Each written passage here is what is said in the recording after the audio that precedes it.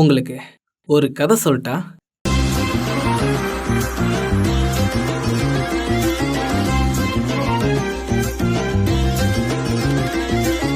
நிலம், நீர், நெருப்பு, காற்று ஆகிய 4 பூதங்களை கட்டுப்படுத்தக்கூடிய மனுஷங்க வாழ்ற உலகம் தான் அவதார் உலகம். Fire nation, earth kingdom, water tribe, air நோமேட்ஸ்னு 4 வகையான மனிதர்கள் வாழ்ந்துட்டு இருக்கிற இந்த அவதார் உலகத்துல ஃபயர் நேஷனோட அரசன் மொத்த உலகத்தையும் தங்களோட கட்டுப்பாட்டுக்குள்ள கொண்டுட்டு வரணும்னு நினைக்கிறான். அதனால மத்த 3 இனங்கள் மேலேயும் ஃபயர் நேஷன் போர் தொடுக்கிறாங்க.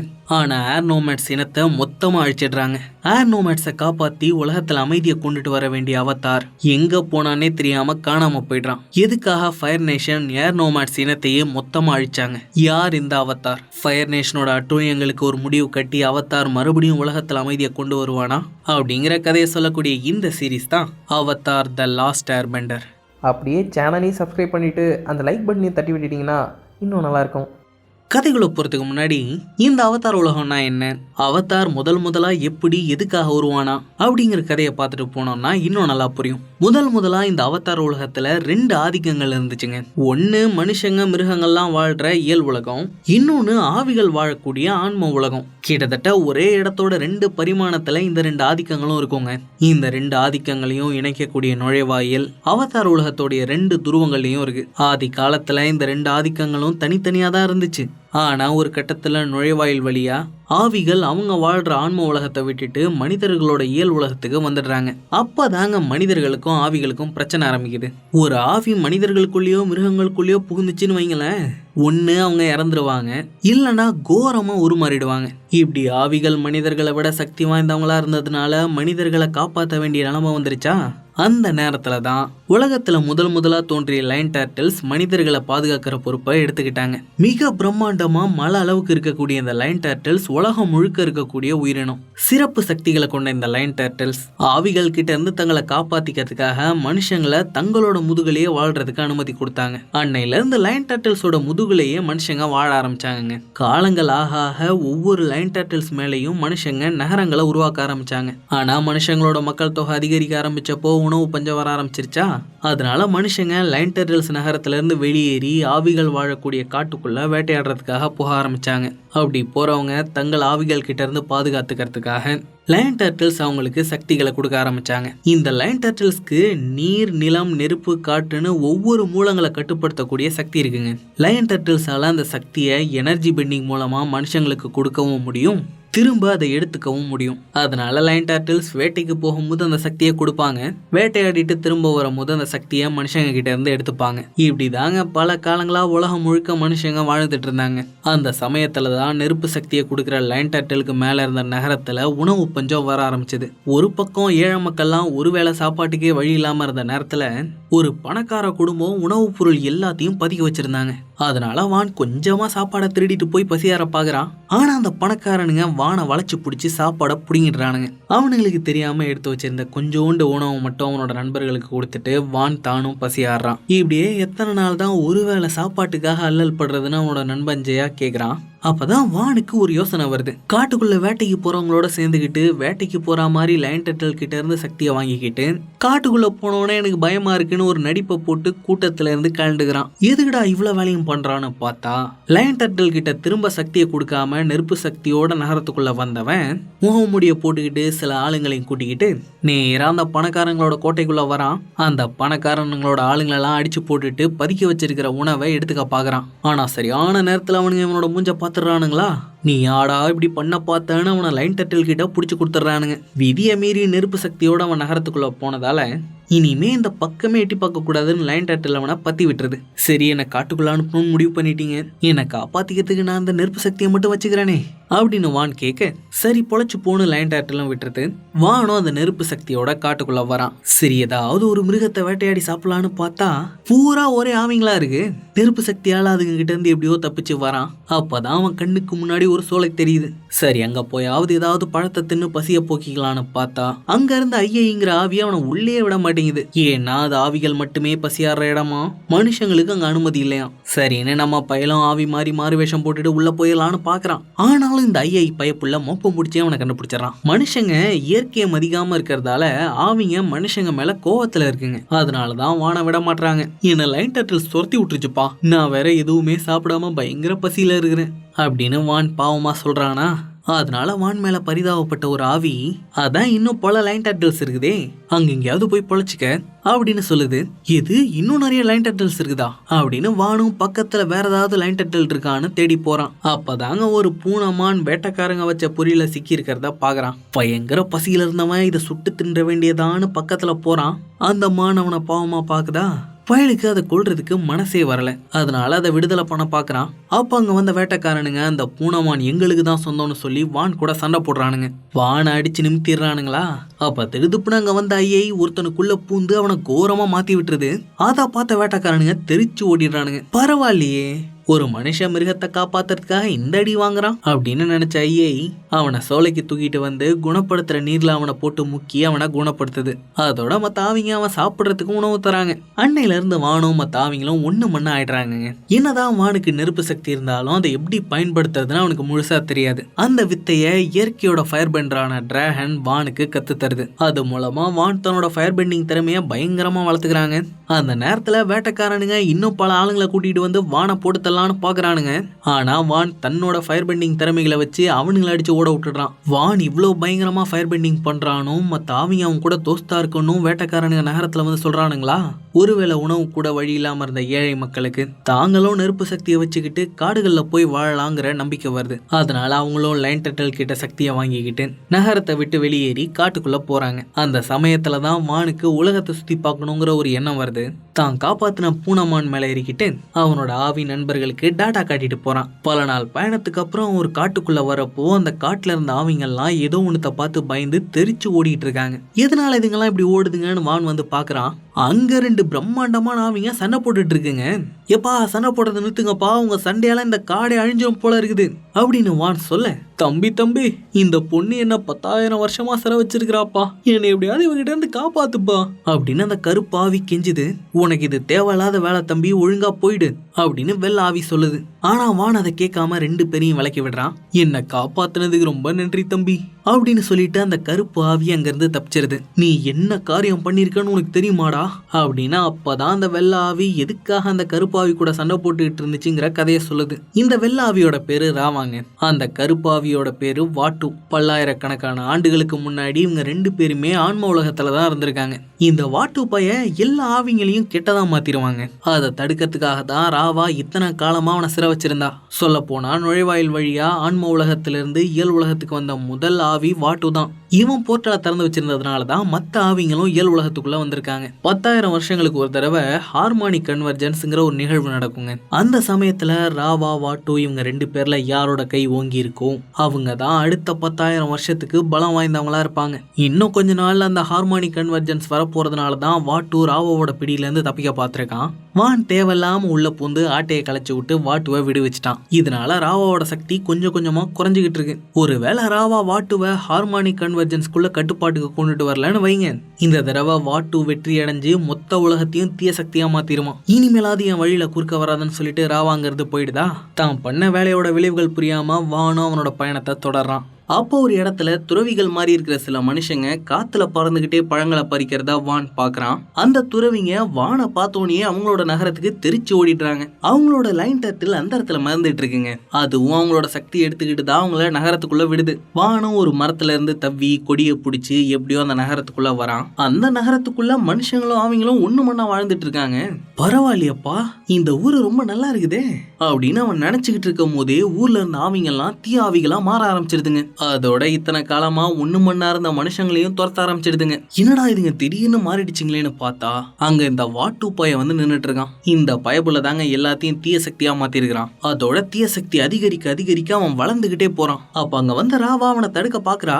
ஆனா வாட்டுவோட பலம் வளர்ந்ததால அவன் ராவாவை லெஃப்ட்ல ஹேண்டில் பண்ணிடுறான். அவன் அடிச்ச ஒவ்வொரு அடியிலையும் சுருங்கி போய் ராவா இப்ப வானோட சைஸுக்கு வந்துடுறா. எல்லா கலவரத்தையும் பண்ணிட்டு இந்த வாட்டு பைய தப்பிச்சிடுறானா.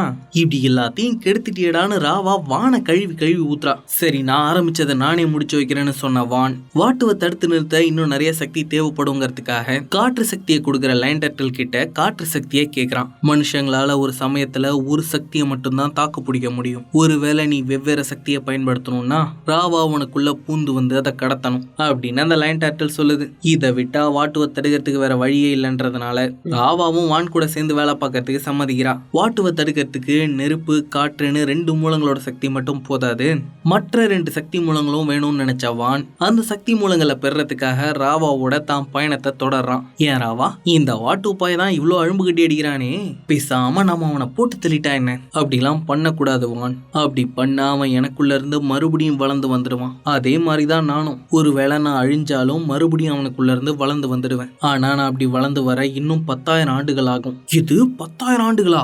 அதுக்குள்ள நான் உயிரோடவே இருக்க மாட்டேனே, அவனை இப்பயே அடைச்சு வச்சிருவோம் அப்படின்னு வான் சொல்றான். இவங்க அப்படி பயணம் செஞ்சிட்டு இருக்கும் போதே காற்று சக்தியையும் நெருப்பு சக்தியும் மாத்தி மாத்தி பயன்படுத்துறதுக்கு வான் கத்துக்கிறாங்க. ஆனா அந்த சக்திகளை மாத்துறதுக்கு ராவா அவனுக்குள்ள ஒவ்வொரு முறை பூந்து போகும்போதும் அவனுக்கு பயங்கரமா வலிக்குது. இருந்தாலும் அந்த வலிகள் எல்லாத்தையும் பொறுத்துக்கிட்டு வான் தொடர்ந்து பயிற்சி செய்யறான். அதோட இன்னும் 2 லைன் டர்ட்டில்ஸ் கிட்ட போய் நீரை கட்டுப்படுத்துற சக்தியையும் நிலத்தை கட்டுப்படுத்துற சக்தியையும் வாங்கிக்கிறான். அப்பதான் சில மனுஷங்க காட்டு அழிச்சு ஊர்களை உருவாக்கிட்டு இருக்கிறத பாக்குறான். யாருடா அவனுங்கன்னு பார்த்தா அது வானோட பழைய நண்பன் ஜெயா. இவனுங்க அப்படி காட்டு அழிச்சு ஊரை உருவாக்கிட்டு இருக்கிறதால இவனுங்களுக்கும் வானோட ஆவி நண்பர்களுக்கும் இடையில பெரிய பஞ்சாயத்தே போயிட்டு இருக்கு. இவனுங்களை மொத்தமா முடிச்சு கட்டிடலான்னு ஆவிங்க எல்லாம் ஒண்ணு சேர்ந்து சண்டை போடுறதுக்காக வருதுங்களா. இவனுங்களும் அதுங்க கூட மல்லு கட்டுறதுக்கு தயாரா இருக்கிறானுங்க. அந்த சண்டையை வான் எப்படியாவது தடுத்துடலான்னு பாக்குறான். ஆனா அங்க வந்த வாட்டு ஆவிங்களை தீய சக்திகளா மாத்திடுறான். உடனே வான் ராவாவை தனக்குள்ள வந்து இருக்க சொல்லி 4 சக்தியையும் ஒரே நேரத்துல பயன்படுத்தி அவங்கள தடுக்க பாக்குறான். அந்த சமயத்துல தீய சக்தியா மாறின ஆவிங்க மறுபடியும் நல்லவங்களா மாறுறாங்க. ஆனா வானால ரொம்ப நேரம் ராவாவை தனக்குள்ள தாக்கு பிடிக்க முடியல. அவன் சோர்ந்து விழுந்தோன ராவா வானை தூக்கிட்டு போயிடுறாளா. அவங்க மறுபடியும் தீய சக்திகளா மாறி மனுஷங்க கூட சண்டை போட ஆரம்பிச்சிடுறாங்க. இந்த நிகழ்வால வாட்டு இன்னும் பலசாலி ஆயிடுறான். ராவா ரொம்ப குட்டி ஆயிடுறா. இப்போ ஹார்மானிக் கன்வர்ஜென்ஸ் நெருங்கினதால வான் குட்டியா இருக்கிற ராவாவை ஒரு குடுவையில போட்டுக்கிட்டு 2 ஆதிக்கங்களையும் இணைக்கக்கூடிய நுழைவாயில் வழியா ஆன்ம உலகத்துக்கு வரான். அங்க வாட்டு மிக பிரம்மாண்டமா இருக்கான். அங்க வாட்டுக்கும் வானுக்கும் மிகப்பெரிய சண்டை நடக்குதுங்க. ஆனா ராவா வான்குள்ள ரொம்ப நேரம் இருக்க முடியாததால வான் வாட்டு கிட்ட செம்ம அடி வாங்குறான். அந்த சமயத்துலதான் ஹார்மானிக் கன்வர்ஜென்ஸ் நடக்க ஆரம்பிக்குது. அந்த சமயத்துல ராவா வான்குள்ள இருந்ததால வானும் ராவாவும் பிரிக்கவே முடியாதபடி ஒன்னா இணைஞ்சிடுறாங்க. இதனால 4 மூல சக்தியையும் ஒன்னா பயன்படுத்தி வாட்டுவை போட்டு பொளந்து கட்டின வான் காலத்தின் மரத்துக்குள்ள வாட்டுவை சிற வைக்கிறான். அப்ப ஹார்மானிக் கன்வர்ஜென்ஸ் முடிஞ்சதால அடுத்த 10,000 வருஷத்துக்கு வாட்டு அங்கேயே சிறை வைக்கப்படுறான். என்னதான் வாட்டு சிறை வைக்கப்பட்டாலும் மனுஷங்களுக்கும் ஆவிகளுக்கும் இடையில ஆரம்பிச்சு வச்ச கலவரம் ஓயிரா மாதிரி இல்லையா. அதனால வான் ஆவிகள் எல்லாரையும் ஆன்ம உலகத்துக்கு அனுப்பி வச்சுட்டு 2 உலகங்களையும் இணைக்கிற நுழைவாயில மொத்தமா மூடிடுறான். இந்த நிகழ்வுகளுக்கு அப்புறம் மனுஷங்களை இனிமேலும் பாதுகாக்கிற தேவை இல்லாம போயிடுது. அதனால லைன் டர்ட்டில்ஸ் மனுஷங்களை தங்களோட நகரங்கள்ல இருந்து வெளியேற்றிடுறாங்க. இப்போ லைன் டர்ட்டில்ஸ்ல இருந்து வெளியே வந்த மனுஷங்க யாரு பெரிய ஆளுன்னு காட்டிக்கிறதுக்காக தங்களுக்குள்ளே அடிச்சுக்க ஆரம்பிக்கிறானுங்களா.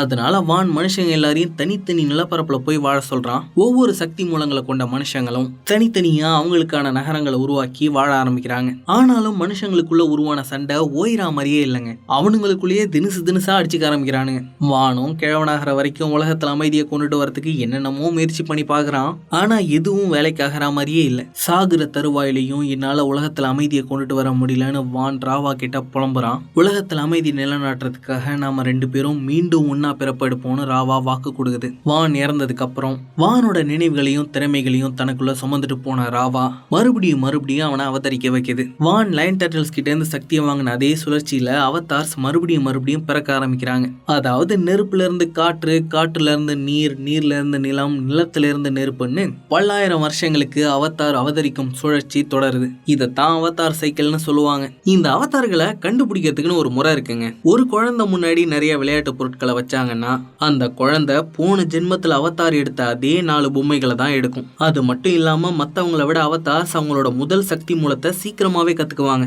ஆனா ஒரு அவதாருக்கு 16 வயசு ஆகும் போதுதான் அவங்க அவதாருங்கிறதையே அவங்க கிட்ட சொல்லுவாங்க.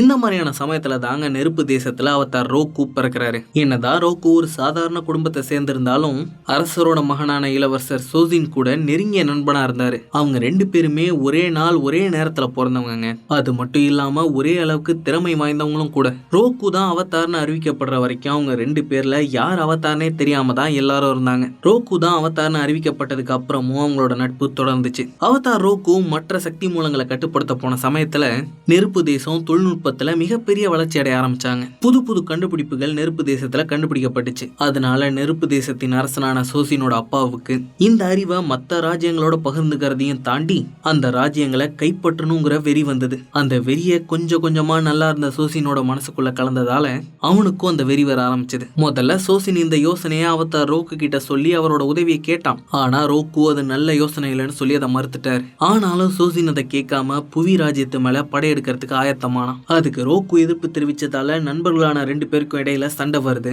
ஆனா 4 சக்திகளையும் ஒன்னா பயன்படுத்துற அவதார் ஸ்டேட்டுக்கு போன ரோக்கு சோசினை லெஃப்ட்ல ஹேண்டில் பண்ணிடுறாரு. அவன் தவடா மேலேயே போட்டு சோசினோட படையெடுக்கிற திட்டத்தை மொத்தமா மூட்டை கட்டி வைக்க சொல்லிடுறாரு. அதுக்கப்புறம் எல்லாமே அமைதியா தாங்க போயிட்டு இருக்கு. திடீர்னு ரோக்கோட வீட்டுக்கு பக்கத்துல இருந்த எரிமலை பொங்கி எழ ஆரம்பிக்குது. அதோட சீற்றத்தால பக்கத்துல இருக்கிற கிராமம்லாம் பாதிக்கப்படுது. அதை பார்த்த ரோக்கு உடனே அவரோட டிராகன்ல ஏறி போய் அதை தடுக்க பாக்குறாரு. அப்ப அவரோட நண்பர் சோசினோ அங்க வந்து சேர்றான். சோசினோ ரோக்குவும் ஒன்னா சேர்ந்து அந்த எரிமலையை வெடிக்க விடாம பண்றாங்க. எல்லாம் நல்லபடியா முடிஞ்சதுக்கு அப்புறம் எதிர்பாராத விதமா விஷவாயு வெளியே வந்து ரோக்குவை நிலைகுலைய வைக்குது. ரோக்குவை காப்பாத்த போன சோசின் அவரை சாக விட்டாதான் மற்ற ராஜ்யங்களை கைப்பற்ற அவனோட எண்ணம் ஈடேறும்னு ரோக்குவை காப்பாத்தாம சாக விட்டுடுறான். அதுக்கப்புறம் உலகம் முழுக்க படையெடுக்கிறவனோட திட்டத்தை மறுபடியும் தூசி தட்ட ஆரம்பிக்கிறாங்க. சோசின் தன்னோட திட்டத்தை செயல்படுத்துறதுக்கு ஏதுவா ஒரு வால் நட்சத்திரம் பூமியை கடந்து போகுது. ஏன்னா அந்த வால் நட்சத்திரம் நெருப்பு சக்தியை கொண்ட எல்லாருக்கும் அதிகப்படியான சக்தியை கொடுக்குங்க. அதை பயன்படுத்திக்கிட்ட சோசின் மற்ற ராஜ்யங்கள் மேல படையெடுக்கிற தன்னோட திட்டத்தை செயல்படுத்த ஆரம்பிக்கிறான். இதுக்கப்புறம் என்ன நடக்க போகுதுங்கிற கதையை தான் நாம இனிமே இந்த சீரீஸ்ல பார்க்க போறோம். கதையோட ஆரம்பத்துல நெருப்பு தேசத்தை காட்டுறாங்க. ஒரு எர்த்பெண்டர் ரகசிய செய்தி அடங்கிய ஒரு மடலை தூக்கிக்கிட்டு தலத்தறிக்க ஓடிக்கிட்டு இருக்கான். அவனை நெருப்பு தேசத்து வீரர்கள் துரத்திக்கிட்டு இருக்காங்க. அந்த எர்த்பெண்டருக்காக புவி தேசத்தோட ஒற்றன் ஒருத்தன் 2 தீக்குதிரைகளோட காத்துக்கிட்டு இருக்கிற நேரத்துல நெருப்பு தேசத்து வீரர்கள் அந்த எர்த்பெண்டரை காயப்படுத்திடுறாங்க. அவனுக்கு கிட்ட இருந்து 2 பேராலையும் தப்பிக்க முடியாதுன்னு புரிஞ்சுக்கிட்ட எர்த்பெண்டர் அந்த மடலை ஒற்றங்கிட்ட தூக்கி போட்டுட்டு ஒரு சுவரை எழுப்பி அவனை அங்கிருந்து தப்பிக்க வச்சிடுறான். அந்த எர்த்பெண்டரை சுத்தி வளைச்ச நெருப்பு தேசத்தாளுங்க அவனை தூக்கிட்டு வந்து அரசன் சோசின் முன்னிலையில போட்டுடுறானுங்க. புவி தேசத்தை கைப்பற்றணும்னு நினைக்கிற உங்களோட திட்டம் இனியும் ஈடேறாது அப்படின்னு அந்த எர்த்பெண்டர் வரப்பா சொல்ல, அதுதான்டா கண்ணா எனக்கும் வேணும் அப்படின்னு சொன்ன சோசின் அவனை தொட்டே எரிச்சு கொண்டுடுறான். என்னதான் வால் நட்சத்திரத்தால ஃபயர் பெண்டர்ஸோட சக்தி அதிகரிச்சிருந்தாலும் தங்களால புவி தேசத்தை கைப்பற்ற முடியாதுன்னு சோசினுக்கு நல்லாவே தெரியும். ஏன்னா புவி ராஜ்யத்தை காப்பாத்துறதுக்கு மற்ற 2 இனங்களான வாட்டர் ட்ரைப்ஸும் ஏர் நோமேட்ஸும் ஒண்ணு கூடுவாங்கல்ல. அதனாலதான் புவி தேசத்து மேல படையெடுக்க போறாங்கிற பொய்யான செய்தியை கசிய விட்டுருக்கான். உலகத்தை கைப்பற்றணுங்கிற தன்னோட திட்டத்தை காற்று கோயில பிறந்திருக்கிற அவதார் தடுக்க வருவான்னு சோசினுக்கு நல்லாவே தெரியும். அதனாலதான் எல்லாரோட கவனத்தையும் புவி தேசத்து மேல திருப்பி விட்டுட்டு காற்று கோயில பிறந்திருக்கிற அவதார குழந்தையா இருக்கும் போதே கொண்டுடணும்னு முடிவு பண்ணியிருக்கான். அதோட இன்னொரு அவதார் பிறந்து 4 பூதங்களையும் கட்டுப்படுத்த கத்துக்க கூடாதுங்கிறதுக்காக மொத்த ஏர் நோமேட்ஸையும் ஒரே தடியா இனப்படுகொலை பண்றதுக்கு திட்டம் போட்டிருக்காங்க.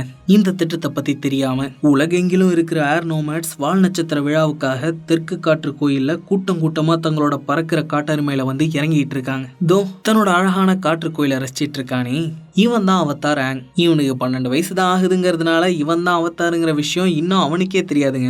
அவன் தன்னோட தலை கைகள்லாம் நீல நிறத்துல அம்புக்குரிய பச்சையா குத்திருக்கான்ல, அந்த பச்சையை மொத்த ஏர்பெண்டிங்கையும் கரைச்சி குடிச்ச மாஸ்டர்ஸ்க்கு மட்டும்தான் போட்டு விடுவாங்க. பாயபிள் அவனோட 12வது வயசுல ஏர்பெண்டிங் மாஸ்டர் ஆயிட்டாங்க. அவன் இந்த வித்தையை இவ்வளவு சீக்கிரமா கத்துக்கிறதுக்கு அவனுக்கு உறுதுணையா இருந்தது துறவி கியாட்சோ தான். இவர் ஆங்குக்கு நல்ல குருங்கிறத தாண்டி ஒரு நல்ல நண்பனும் கூட. அதனால கியாட்சோ தான் ஆங் கிட்ட அவன் தான் அவதாருங்கிற விஷயத்த சொல்லணும்னு மற்ற துறவிகள்லாம் அவர்கிட்ட சொல்றாங்க. ஆனா கியாட்சோக்கு அதுல உடன்பாடு இல்ல. ஆங் இன்னும் ஒரு சின்ன பையன் தான். இன்னமும் அவன் மற்ற 3 பூதங்களை கட்டுப்படுத்த கத்துக்கவே இல்லை. அதோட இவ்வளவு பெரிய பொறுப்புகளை ஏத்துக்கிற பக்குவமும் அவனுக்கு இல்ல அப்படின்னு கியாட்சோ எவ்வளவோ சொல்றாரு. ஆனா நெருப்பு தேசம் புவி தேசத்து மேல படையெடுக்க திட்டம் போட்டிருக்கிறதா தெரிய வந்திருக்கிறதால ஆங் உடனடியா மத்த 3 பூதங்களை கட்டுப்படுத்த கத்துக்க கிளம்பியாகணும்னு தலைமை துறவி கண்டிப்பா சொல்லிடுறாரு. கியாட்சோவும் வேற வழி இல்லாம காற்று கோயில கடைசியா அவதரிச்ச அவதாரான யாங் சாங் சிலைக்கு முன்னாடி ஆங்க கூட்டிட்டு வந்து ஆங் தான் அவதாருங்கிற விஷயத்தையும் நெருப்பு தேசத்தோட படையெடுப்பை தடுத்து உலகத்துல அவன் தான் அமைதியை கொண்டுட்டு வரணுங்கிறதையும் அதனால மற்ற 3 பூதங்களை கட்டுப்படுத்துறதுக்கு அவன் உடனடியா கிளம்பி ஆகணும்னு சொல்றாரு. ஆங்குக்கு அப்படியே தூக்கி வாரி போட்டுருது. அவனால அதை ஏத்துக்கவே முடியல. தன்னால இவ்வளவு பெரிய பொறுப்பை தாங்க முடியுமாங்கிற சந்தேகத்தோட அவனோட பறக்கிற காட்டெருமை ஆப்பா கிட்ட வந்து ஆங் அழுது புலம்புறான். ஆங்கோட சோகத்தை ஆப்பாவும் புரிஞ்சுக்கிறான். அப்படியே வானத்துல பறந்து ஒரு வட்டம் போட்டுட்டு வந்தா தன்னால ஒரு முடிவெடுக்க முடியும்னு நினைச்சேன். ஆப்பா மேல ஏறி பறந்து போறான். அப்பதான் நெருப்பு தேசத்தின் அரசன் சோசின் அவனோட படையோட பறந்து காற்று கோயிலுக்கு வரான். அவனும் அவனோட ஆளுங்களும் அவதார் எங்கன்னு கேட்டு அவங்க எல்லாரையும் கொல்ல ஆரம்பிக்கிறானுங்க. இதுவே சாதாரண நாளா இருந்ததுதான் நெருப்பு தேசத்து ஆளுங்களால ஏர் நோமேட்ஸை ஒண்ணுமே பண்ணியிருக்க முடியாது. ஆனா வால் நட்சத்திரம் ஃபயர் பெண்டர்ஸ்க்கு அதிகப்படியான சக்தியை கொடுத்ததால அவனுங்க ஒவ்வொரு ஏர் பெண்டர்ஸையா எரிச்சு கொள்ள ஆரம்பிக்கிறானுங்க. மிகப்பெரிய மாஸ்டர்ஸால கூட அவனுங்களோட தாக்குதல்ல இருந்து தப்பிக்க முடியல. கியாட்ஸோ சில குழந்தைகளையாவது காப்பாத்திடலாம்னு பாக்குறாரு. ஆனா சோசின் அவரையும் கொன்னுடுறான். அவர் காப்பாத்த நினைச்ச குழந்தைங்களையும் எரிச்சு கொன்னுடுறான். இந்த சமயத்துலதான் ஆங் அப்பா மேல பறந்து போயிட்டு இருக்கும் போது திடீர்னு வானிலையில மாற்றம் ஏற்படுது. பலத்த காத்தும் பயங்கரமான மழையும் பெய்ய ஆரம்பிக்குது. அந்த நிலைமைய ஆப்பாவால சமாளிக்கவே முடியல. இருந்தாலும் எப்படியாவது காற்று கோயிலுக்கு திரும்பி போயாகணும்னு அது முயற்சி பண்ணுது. ஒரு கட்டத்துல மிகப்பெரிய அலையில ஆங் அப்பாவும் மாட்டி மூழ்கி போறாங்க. ஆங் ஒரு மிகப்பெரிய ஆபத்துல இருக்கிறதால அவனையும் மீறி வெளிவந்த அவதார் நிலை அவனையும் ஆப்பாவையும் அப்படியே உரைய வச்சிருது. அன்னையில இருந்து அடுத்த 100 ஆண்டுகளுக்கு ஆங்கும் ஆப்பாவும் ஒரு நீண்ட தூக்கத்துக்கு போயிடுறாங்க. அன்னைக்கு சோசின் ஆரம்பிச்சு வச்ச உலகத்தையே கைப்பற்றணுங்கிற லட்சியத்தை அவனுக்கு அப்புறம் அவனோட மகன் அசுலான் தொடர்றான். அசுலானுக்கு அப்புறம் அவனோட மகன் ஓசாய் தொடர்றான். அவதார் காணாம போயிருந்த இந்த 100 ஆண்டுகள்ல 3 வலிமையான தேசங்களை தவிர மற்ற எல்லா தேசங்களையும் நெருப்பு தேசம் தங்களோட ஆளுகைக்கு கீழே கொண்டுட்டு வந்துடுறாங்க. இப்பயும் அவதார் எங்க போனா என்ன ஆனான்னு தெரியாம நெருப்பு தேசத்து ஆளுங்க இன்னும் அவதாரை தேடிட்டு இருக்காங்க. முக்கியமா நெருப்பு தேசத்தின் இளவரசனான ஜூக்கோ அவனோட பெரியப்பா ஐரா கூட சேர்ந்து ஒரு கப்பல்ல ஒரு சில வீரர்களை கூட்டிக்கிட்டு கடந்த 3 வருஷமா அவதாரை வெறி கொண்டு தேடிட்டு இருக்கான். அவனுக்கு கிடைச்சிருக்கிற ஆதாரங்கள் எல்லாத்தையும் வச்சு தெற்கு நீரினத்தினர் வாழ்ற கிராமத்து பக்கம் பயணிச்சிட்டு இருக்கான். அந்த கிராமத்துல சாக்கா கட்டாராங்கிற அண்ணன் தங்கச்சி வாழ்ந்துட்டு இருக்காங்க. சில வருஷங்களுக்கு முன்னாடி உங்களோட அப்பாவும் இன்னும் சில ஆட்களும் நெருப்பு தேசத்துக்கு எதிராக சண்டை போட போனாங்க. அப்படி போனவங்க இன்னைக்கு வரைக்கும் என்ன ஆனாங்கன்னே தெரியல. அதுக்கப்புறம் அந்த கிராமத்துக்கு வந்த நெருப்பு தேசத்து ஆளுங்க அந்த கிராமத்துல இருக்கிற வாட்டர் பெண்டர் யாருன்னு கேட்டு கட்டாராவோட அம்மாவையும் கொண்டுட்டு போயிட்டானுங்க. இந்த 100 வருஷத்துல நெருப்பு தேசம் அவங்க கைப்பற்றக்கூடிய எல்லா பகுதிகள்லையும் அவங்களுக்கு எதிராக ஒரு பெண்டர்ஸ் கூட இருக்கக்கூடாதுன்னு எல்லா பெண்டர்ஸையும் அழிச்சுக்கிட்டு இருக்கிறானுங்க. அதனாலதான் கட்டாரா ஒரு வாட்டர் பெண்டரா இருந்தும் அதை யாருக்கும் தெரியாம கத்துக்கிறதுக்கு முயற்சி பண்ணிட்டு இருக்கா. இப்போ இந்த கிராமத்தை சாக்காதாங்க பாத்துக்கிறான். இந்த கிராமத்தை பாதுகாக்கிறதுக்காக நண்டு சிண்டுகளெல்லாம் வச்சு ஒரு பாதுகாப்பு படையை உருவாக்கிட்டு இருக்கிறான். இப்போ தங்களுக்கு தேவையான உணவை கொண்டுட்டு வரணுங்கிறதுக்காக சாக்கா கட்டாராவை கூட்டிக்கிட்டு ஒரு படகுல மீன் பிடிக்கிறதுக்கு போயிட்டு இருக்கான். அப்பான்னு பார்த்து நீரோட்டம் படகை வேகமா இழுத்துட்டு போய் அவங்க 2 பேரையும் ஒரு இடத்துல தள்ளிடுது. அதோட அவங்க வந்த படகும் அவங்கள விட்டு விலகி போக ஆரம்பிக்குதா. அதை விட்டா இங்கேயே மாட்டிப்போன்னு அதை பக்கத்துல கொண்டுட்டு வரதுக்காக கட்டாரா அவளோட வாட்டர் பெண்டிங்க பயன்படுத்துறா. அவங்களுக்கு பக்கத்துல தான் ஆங்கும் அப்பாவும் உறைஞ்சு போயிருக்கிற பனிக்கட்டி இருக்கு. இவ செஞ்ச வாட்டர் பெண்டிங் கொஞ்சம் எஸ்கு பிஸ்காகி அந்த பனிக்கட்டியில ஓட்டையை போட்டு விட்டுருதா. அப்ப ஆங்கிட்ட இருந்து வெளியேறின ஒரு மிகப்பெரிய ஒளி வானத்தை நோக்கி வெளியேறுது. அதே நேரத்துல ஜூக்கோவோட கப்பல்ல இருந்த அவதார் சிலைகள்லயும் அவங்களோட கண்ணு மின்னுது.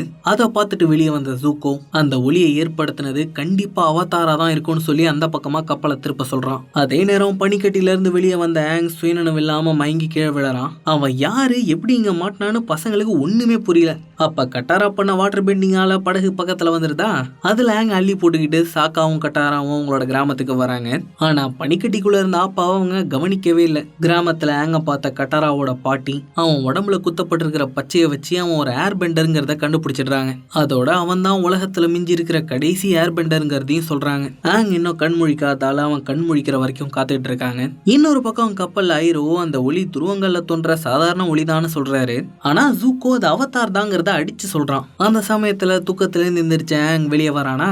அவன் நீரினத்து மக்கள் கிராமத்துல இருக்கிறதையும் அங்க குழந்தைங்க விளையாடுறதையும் பார்த்து சந்தோஷப்படுறான். அவங்க கூட போய் சேர்ந்து விளையாடலான்னு பாக்குறான். ஆனா சாக்கா ஆங் ஆபத்தானவனா இருப்பானோன்னு பயந்து அவனை தள்ளியே இருக்க சொல்றான். அப்பதான் ஆப்பாவை காடணும்னு தேன் ஆங் ஆப்பாவுக்கு மட்டுமே கேட்கிற விசில ஊதி காத்துல பறந்துகிட்டே ஆப்பாவை கூப்பிடுறானா. அவன் பறக்கிறத பார்த்து எல்லாரும் அப்படியே அசந்து போயிடுறாங்க. அப்ப ஆப்பா வேற அங்க பறந்து வருதா. அதுவும் ஆங்கும் கொஞ்சம் கொலாவரத்தை பார்த்து அப்படியே வாயடைச்சு போயிடுறாங்க. அதுக்கப்புறம் ஆங் நடந்த எல்லா கதையும் கிராமத்து மக்கள் கிட்ட சொல்றான். அதை கேட்ட பாட்டிக்கு அவன் 100 வருஷமா பனிக்கட்டிக்குள்ள மாட்டிக்கிட்டு இருந்திருக்காங்கிறது புரிஞ்சிடுது. நெருப்பு தேசத்து வீரர்கள் 100 ஆண்டுகளுக்கு முன்னாடியே மொத்த ஏர்மேட்ஸையும் இனப்படுகொலை பண்ணிட்டாங்கன்னு பாட்டி சொல்றத கேட்டு ஆங் அப்படியே ஆடி போயிடுறான். இப்போ என்ன பண்றதுன்னே தெரியாம வெளியே ஓடி போய் ஒரு இடத்துல சோகமா உட்கார்ந்துருக்கான். கட்டாரா வந்து அவனை சமாதானப்படுத்துறா. ஆங் கிட்ட அவளோட கிராமத்துல நடந்த விஷயத்தையும் உலகத்துல இப்ப நடந்துகிட்டு இருக்கிற விஷயத்தையும் சொல்றா. அதே நேரம் கப்பல்ல இருக்கிற ஜூக்கோவோட வீரர்கள்லாம் ஜூக்கோ அவதார தேடுறேன்னு தங்களை பனி பிரதேசத்துக்கு கூட்டிட்டு வந்திருக்கிறத சொல்லி கலாய்ச்சிட்டு இருக்கானுங்க. ஜூக்கோவை பார்த்தோன்னா அமைதியாயிடுறானுங்க. ஒண்ணு நாம அவதார கண்டுபிடிச்சி நம்ம தேசத்துக்கு கூட்டிட்டு போய் நம்ம குடும்பங்களை மறுபடியும் சந்திக்கணும், இல்லைன்னா இந்த முயற்சியில உயிரை விடணும். இதை தவிர நமக்கு வேற வழியே இல்லை அப்படின்னு கொஞ்சம் கடுமையா பேசிட்டு வந்து பயிற்சி பண்ணிட்டு இருக்கான். அவன் இப்படி இப்படி கடுமையா பேசுற விதம் வீரர்களுக்கு கொஞ்சம் கூட பிடிக்கல. அதை புரிஞ்சுக்கிட்ட ஹீரோ ஜூக்கோ கிட்ட வந்து ஜூக்கோவால அவதார பிடிக்கவே முடியாதுங்கிறதுனாலதான் அவனோட அப்பா இந்த பொறுப்பு அவன்கிட்ட கொடுத்துருக்கிறதா சொல்றாரு. ஆனா ஜூக்கோ அவன் அவதார கண்டுபிடிப்பாங்கிறதுல உறுதியா இருக்கான். இன்னொரு பக்கம் கட்டாரா அவ எப்பவும் பயிற்சி எடுக்கிற இடத்துக்கு ஆங்க கூட்டிட்டு வந்து அவளோட பெண்டிங் திறமைய காட்டுறா. அவளால நீரை கொஞ்சமா மேல எழும்ப வைக்க முடியுதே தவிர அதை தாண்டி அவளால ஒண்ணுமே பண்ண முடியல. அதை பார்த்த ஆங் அவனுக்கு அவனோட குரு சொல்லி கொடுத்ததை அவகிட்ட சொல்றான். நாம நம்மளை சுத்தி இருக்கிற ஆற்றலை உணரணும் கட்டாரா. அந்த ஆற்றலை உணர்ந்தாதான் நம்மளோட சக்திகளை நம்மளால சமநிலையோட பயன்படுத்த முடியும். நம்ம சக்திகளை நம்ம கஷ்டப்பட்டு பயன்படுத்தக்கூடாது, அது இயல்பா வரணும் அப்படின்னு சொல்றான். அதை கேட்டு கட்டாராவும் அதே மாதிரி செய்யறா. அவளால வாட்டர் பெண்டிங்கை இயல்பா பண்ண முடியுது. நான் பண்ணிட்டேன்னு அவ சந்தோஷப்பட்டுக்கிட்டு இருக்கேன். நெருப்பு தேசத்து கப்பல் கிராமத்தை நோக்கி வரத அவங்க 2 பேரும் பாக்குறாங்க. உடனே அதை சாக்கா கிட்ட சொல்லலாம்னு ஓடி வந்தா அங்க ஏற்கனவே சாக்கா எதிர்த்தாக்கல் பண்றதுக்கு கத்தி கடப்பாறை எல்லாத்தையும் எடுத்துக்கிட்டு தயாராயிட்டு இருக்கான். திடீர்னு இவனுங்க எதுக்காக நம்மளோட கிராமத்தை தேடி வரானுங்கன்னு கட்டாரா கேட்க அவங்க நம்மளை தேடி வரல, ஆங்க தேடி தான் வராங்க. ஏன்னா ஆங் தான் அவதார் அப்படின்னு பாட்டிமா சொல்றாங்க. அதை கேட்டோன்னே எல்லாருக்கும் ஒரே ஆச்சரியமா போயிடுது. சாக்கா மட்டும் நடந்த எல்லா பிரச்சனைக்கும் பயந்து ஓடி போனதான் காரணம்னு செம காண்டாகிறான். சாக்கா ஆயுதங்களை எடுத்துக்கிட்டு கிராமத்தோட வாயிலுக்கு வரான். அங்க வந்த ஜூக்கோ அவதார தங்க கிட்ட ஒப்படைச்சிட்டா அமைதியா அங்க இருந்து திரும்ப போயிடுவோன்னு சொல்றான். அதனால சாக்கா பேசாம அங்க ஒப்படைச்சிடலான்னு சொல்றான். ஆனா ஒரு தலைவன் அப்படி பண்ண மாட்டான்னு கட்டாரா அவனுக்கு புத்தி சொல்றாளா. சாக்காவும் அதை புரிஞ்சுக்கிட்டு ஆங்க காப்பாத்துறதுக்காக ஜூக்கோ கூட நேரடியா சண்டைக்கு போறான். தலைவனான நானும் நீயும் ஒத்தை கொத்த மோதுவோம். அந்த போட்டியில நான் ஜெயிச்சிட்டேன்னா நீயும் உன்னோட ஆளுங்களும் அப்படியே திரும்ப போயிடணும் அப்படின்னு சொன்ன சாக்கா ஜூக்கோ கூட ஒத்தை கொத்த மோதுறான். ஜூக்கோ அவனை லெஃப்ட்ல ஹேண்டில் பண்ணி அடிச்சு போட்டுடுறான். உடனே உள்ள புந்த ஆங் அவன் கூட சண்டை போட்டு சாக்காவை காப்பாத்துறான். ஆனா ஜூக்கோ கிட்ட ஆள்பலம் அதிகமா இருக்கிறதால அவனுங்க கிராமத்தையே அழிச்சிருவானுங்கன்னு ஆங்குக்கு தோணுது. நீ ஒழுங்கா எங்க கூட வந்துட்டேன்னா நாங்க இந்த கிராமத்தை ஒண்ணுமே பண்ணாம அமைதியா விட்டுடுவோம் அப்படின்னு ஜூக்கோ சொல்றானா. ஆங்கும் கிராமத்தை காப்பாத்துறதுக்காக அதுக்கு ஒத்துக்கிட்டு கைதியா அவங்க கூட வந்துடுறான். ஆனாலும் கட்டாராவாலையும் சாக்காவாலையும் ஆங்க அப்படியே விட்டுற முடியலையா. 2 பேருமே அவனை காப்பாற்ற போகணும்னு முடிவு பண்றாங்க. சாக்கா கிராமத்தை பாதுகாக்கிற தன்னோட பொறுப்பை அவனுக்கு அடுத்ததா இருக்கிற ஒரு பையன் கிட்ட ஒப்படைச்சிட்டு கிளம்புறான். தேவையான பொருள் எல்லாத்தையும் எடுத்து வச்சுக்கிட்டு 2 பேரும் ஆப்பா மேல ஏறி ஆங்க காப்பாற்ற கிளம்புறாங்க. அதே நேரம் கப்பல்ல சிறையில் அடைக்கப்பட்டிருக்கிற ஆங்க ஐரா வந்து சந்திக்கிறாரு. ஐரா ஆங்குக்கு மரியாதையா வணக்கம் சொல்ல எதுக்காக என்ன புடிச்சிட்டு போறீங்கன்னு ஆங் கேட்கிறான். உங்களை நாங்க பிடிச்சிட்டோம்னு தெரிஞ்சா எங்களை எதிர்த்து சண்டை போட்டு இருக்கிற எல்லாரும் அமைதியா எங்க கிட்ட சரணடைஞ்சிருவாங்க. அதுக்கப்புறம் நெருப்பு தேசத்துக்கு போர் செஞ்சுதான் வெற்றி பெறணுங்கிற தேவை இருக்காது அப்படின்னு எங்க தேசத்து ஆளுங்களா நம்புறாங்க. அத நீங்களும் நம்புறீங்களா அப்படின்னு கேட்க அதுக்கு பதில் சொல்ல முடியாத ஐரோ உங்களுக்கு சூடா ஒரு மல்லிகை தேநீர் அனுப்பி வைக்கிறேன் அப்படின்னு சொல்லிட்டு போறாரு.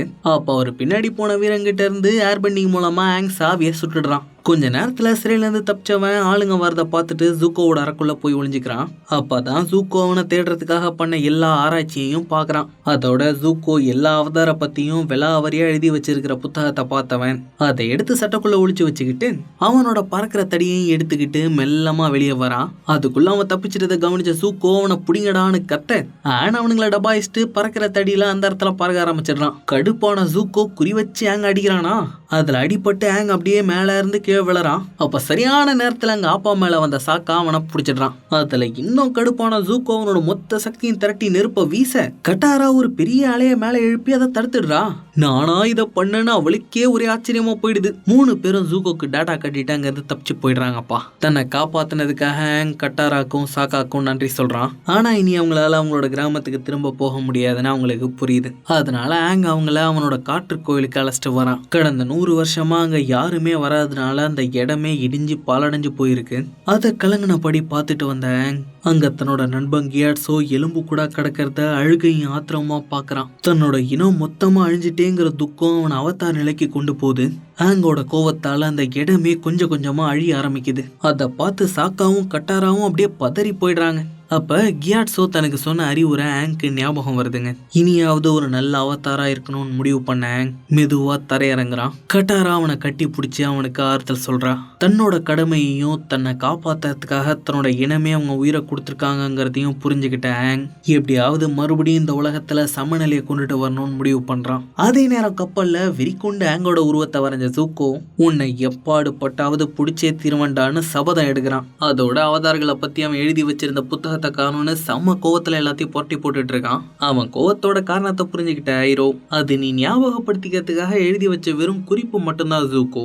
யாராலையுமே கண்டுபிடிக்க முடியாத அவதார நீ கண்டுபிடிச்சிருக்கிற, கண்டிப்பா மறுபடியும் கண்டுபிடிப்ப. அவன் அப்படி எங்க போய் ஒளிஞ்சிட போறான் அப்படின்னு ஜூக்கோவுக்கு ஆறுதல் சொல்றாரு. ஜூக்கோவும் அவதார தேடுறதுக்கு தயாராகிறான். அதே நேரம் ஆங் ஜூக்கோவோட புத்தகத்தை வச்சு அவதார் கியோஷியோட தீவுக்கு போனா அவங்க மூலமா அடுத்து என்ன பண்றதுன்னு தெரிஞ்சுக்கலாம்னு சொல்றான். இந்த மொட்டையன் கோவப்படுறான்னு ஏற்கனவே நம்மள போட்டு தள்ள பார்த்தான், இவன் கூட போனா நம்ம இது என்ன ஆகுறது அப்படின்னு சாக்கா கொஞ்சம் தயங்க, அவன் கூட போனா நம்மளால நிறைய கத்துக்க முடியும்னு சொல்லி கட்டாரா அவனை சமாதானப்படுத்துறா.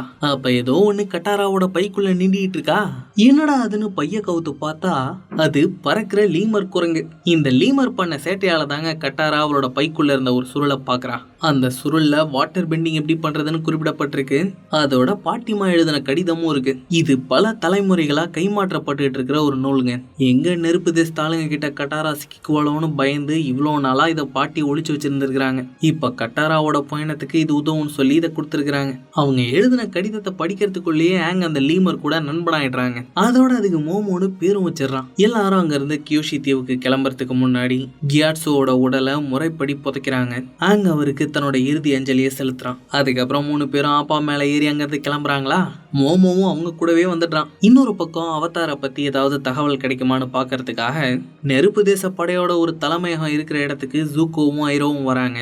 அங்க இருக்கிறவங்க கிட்ட அவதார பத்தி நேரடியா விசாரிச்சா அவதார கண்டுபிடிச்சது எல்லாருக்கும் தெரிஞ்சு மத்தவங்களும் போட்டிக்கு வந்துருவாங்கன்னு ஜூக்கோ தயங்குறான். நாம ஏண்டா மகனே அவதார பத்தி விசாரிக்கணும், ஏதாவது வித்தியாசமா பார்த்தாங்களான்னு விசாரிப்போம் அப்படின்னு சொன்ன ஐரோ ஜூக்கோவை தலைமையகத்துக்கு அழைச்சிட்டு வராரு. அங்க இருந்து அதிகாரி கிட்ட ரோந்து போன காவலர்கள் கொடுத்த அறிக்கையை பத்தி ஜூக்கோ கேக்குறான். அப்ப அங்க வந்து அந்த இடத்தோட தளபதி ஜாவ் அவங்கள வரவேற்கிறான். எதுக்காக நீங்க அறிக்கையை கேக்குறீங்கன்னு ஜாவ் கேட்க, அது ஒண்ணு இல்ல தளபதி, இந்த பருவத்துல குட்டி குட்டி சுறாமீனுங்கெல்லாம் இடம்பெயரும், அதுங்களை புடிச்சு சுட்டு தின்னோன்னு வைங்க, செம்மையா இருக்கும், அதுக்காக தான் கேக்குறோம் அப்படின்னு ஐரோ எவ்வளவோ மழுப்புறாரு. ஆனா ஒரு காலத்துல தெற்கின் டிராகன் அழைக்கப்பட்ட மாபெரும் தளபதியா இருந்த ஐரோ போயும் மீனியா தேடி வந்திருப்பாருன்னு ஜாவுக்கு சந்தேகம் வந்துருது. அதனால நாளைக்கு காலைக்குள்ள உங்களுக்கு நீங்க கேட்ட தகவல் கிடைக்கும்னு சொல்லி அவங்களை அனுப்பி வச்சுட்டு அந்த அதிகாரி கிட்ட இன்னைக்கு ஏதாவது வித்தியாசமா நடந்துச்சான்னு வீரர்கள் கிட்ட விசாரிக்க சொல்றான். இதெல்லாம் நடந்துட்டு இருக்கிற அதே நேரத்துக்குள்ள நம்ம ஆளுங்க அவதார் கியோஷியோட தீவுக்கு வந்து சேர்றாங்க.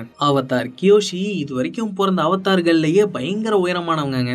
அவங்க காலகட்டத்துல வாழ்ந்த ஒரு அரசன் மொத்த புவி தேசத்தையும் தன்னோட கட்டுப்பாட்டுக்குள்ள கொண்டு வந்தான். தன்னோட நிலப்பரப்பு யாரோட கட்டுப்பாட்டுக்குள்ளேயும் போகிறத விரும்பாத கியோஷி அவங்களோட நிலப்பரப்பை மட்டும் மொத்தமா பேத்து எடுத்து தனி ஒரு தீவா பிரிச்சு கொண்டுட்டு வந்துட்டாங்க. அதுதாங்க இந்த கியோஷி தீவு. அன்னையில இருந்து கியோஷி மக்கள் வெளி உலக தொடர்பே இல்லாம சுதந்திரமா வாழ்ந்துட்டு இருக்காங்க. அது மட்டும் இல்லாம இங்க இருக்கிறவங்க எல்லாம் பெண்டர்ஸ் இல்லைங்க, அவதார் கியோஷி வழியில ஒரு வீராங்கனைகளா வாழ்ந்துட்டு இருக்காங்க. நம்ம ஆளுங்க கியோஷி சிலைகிட்ட வந்து கால் எடுத்து வச்ச அடுத்த நிமிஷமே யாரோ வெளியாளுங்க வந்துட்டாங்கன்னு மொத்த வீராங்கனைகளும் அவங்கள சுத்து போட்டுடுறாளுங்க. அப்ப கியோஷி சிலையோட கண்ணுல இருந்து வெளிப்பட்ட ஒளி ஆங் மேல படுதா, அதை வச்சு ஆங் தான் அவதாருங்கிறத புரிஞ்சுக்கிறாங்க. தோ ஆங் ஆச்சரியமா பார்த்துட்டு இருக்காளே, இவ தான் சூக்கி, இந்த ஊர்லயே பெரிய வீராங்கனை இவதாங்க. அது மட்டும் இல்லாம இவளோட அம்மா தான் இந்த ஊரோட தலைவி. என்னதான் அவதார் கியோஷியோட கண்ணுல இருந்து ஆங் மேல ஒளிப்பட்டிருந்தாலும் இவன் தான் அவதாருங்கிறத அவங்க ஒத்துக்கிற மாதிரி இல்லைங்க. அதோட அவங்கள இங்க தங்க வச்சா வெளி உலகத்துல இருந்து ஏதாவது ஆபத்து வருமோன்னு அவங்க தயங்குறாங்க. ஆங் அவன் ஒரு அவதாரா எப்படி இருக்கிறதுன்னு கத்துக்கிறதுக்காக தான் இங்க வந்திருக்கிறதா சொல்றானா. சூக்கியும் அவதாருக்கு உதவ வேண்டியது நம்மளோட கடமைன்னு தலைவிக்கு புரிய வைக்கிறா. அதனால தலைவியும் அடுத்த 2 நாளைக்கு மட்டும் அவங்க இங்க தங்கிக்கலாம்னு அனுமதி கொடுக்குறாங்க. சூக்கிக்கு இந்த இடத்த விட்டு போய் வெளி உலகத்தை பார்க்கணும்னு ஒரு பெரிய ஆசை இருக்குங்க. அதோட சாக்காவை பார்த்ததுல இருந்து அவன் மேல ஒரு கண்ணாவே இருக்கா. ஆனா கியோஷியை பாதுகாக்கணுங்கிற அவளோட கடமை அதை வெளிக்காட்டிக்க விடாம தடுக்குது. அடுத்த நாள் காலையில கட்டாரா பக்கத்துல இருக்கிற ஓடையில அந்த வாட்டர் பெண்டிங் சுருளை வச்சு வாட்டர் பெண்டிங் பண்றதுக்கு கத்துக்கிட்டு இருக்கா. இப்போ அவளோட பெண்டிங் திறமை குறி வச்சு அடிக்கிற அளவுக்கு தெரியுது. அதை பார்த்தேன் ஆஹா ஓஹோன்னு புகழ்ந்து தள்ளுறானா. நீயும் என் கூட வந்து நீரை கட்டுப்படுத்த கத்துக்கியன்னு கட்டாரா சொல்றா. உடனே அங்குக்கு கியாட்ஸாவோட ஞாபகம் வந்துருது. தனக்கு வித்தையை கத்து கொடுத்தா கட்டாராக்கும் ஏதாவது ஆயிடுமோன்னு தயங்கிக்கிட்டே ஆங் வேணான்னு சொல்ல, அப்பனா நான் உன் இலக்கா வச்சு பறிச்சு எடுத்துக்கிறேன் அப்படின்னு கட்டாரா ஆங்க தண்ணியால அடிக்கிறா. பயவுள்ள அதுல குஷியாகி அவளோட தண்ணியில இறங்கி ஆட்டம் போட ஆரம்பிச்சிடறான். அதுக்கப்புறம் பசங்க 3 பேருக்கும் ஒரு ராஜ விருந்து கொடுக்குறாங்க. நல்லா சாப்பிட்டுட்டு இருக்கும் போதே இந்த மோமோ பையன் சாக்காவோட சாப்பாடு அப்படின்ட்டு ஓடிடுறான். இருடி உன்னை ஒரு நாள் சூப் வைக்கிறானா இல்லையான்னு மட்டும் பாரு அப்படின்னு சாக்கா சொல்றான். அப்ப அங்க வந்த ஒரு கிராமத்து பொண்ணு ஆங் ஏர் பென்றான்னு கேக்குறா. உடனே ஆங் அவனோட வித்தையை செஞ்சு காட்டி அங்க இருக்கிற எல்லாரோட மனசுலயும் இடம் பிடிச்சிடுறாங்க. இந்த விளையாட்டு புள்ளைய வச்சுக்கிட்டு என்ன பண்றதுன்னு சாக்கா கேட்க, இதுதான் ஆங்கோட பலமேனு கட்டாரா சொல்றா. ஆங் பசங்க கூட சந்தோஷமா இருக்கிறத பார்த்த சுக்கிக்கு வெளி உலகத்துல இப்படியும் மனுஷங்க இருப்பாங்களோன்னு தோணுதா? எல்லாருமே இப்படி இருக்க மாட்டாங்கம்மா. நெருப்பு தேசத்தால வெளி உலகம் பயங்கரமான ஆபத்தை சந்திச்சுக்கிட்டு இருக்கு. நாம வெளி உலக தொடர்பே இல்லாம இருக்கிறதால தான் இன்னும் பாதுகாப்பா இருக்கும். ஆனா நம்ம சந்தோஷமா இல்லையம்மா அப்படின்னு சுக்கி வருத்தத்தோட சொல்ல, இன்னும் கொஞ்ச நாள் அவங்க இங்கேயே இருந்தாங்கன்னா கண்டிப்பா நம்ம கிராமத்துக்கு ஆபத்து வரும் அப்படின்னு அவளோட அம்மா சொல்றாங்க. அவங்க சொன்ன மாதிரியே அந்த ஆபத்து தயாராயிட்டு இருக்கு. ஜூக்கோ அவதார கண்டுபிடிச்ச விஷயத்த அந்த அதிகாரி ஜூக்கோ ஆளுங்க கிட்ட போட்டு வாங்கிட்டாங்க.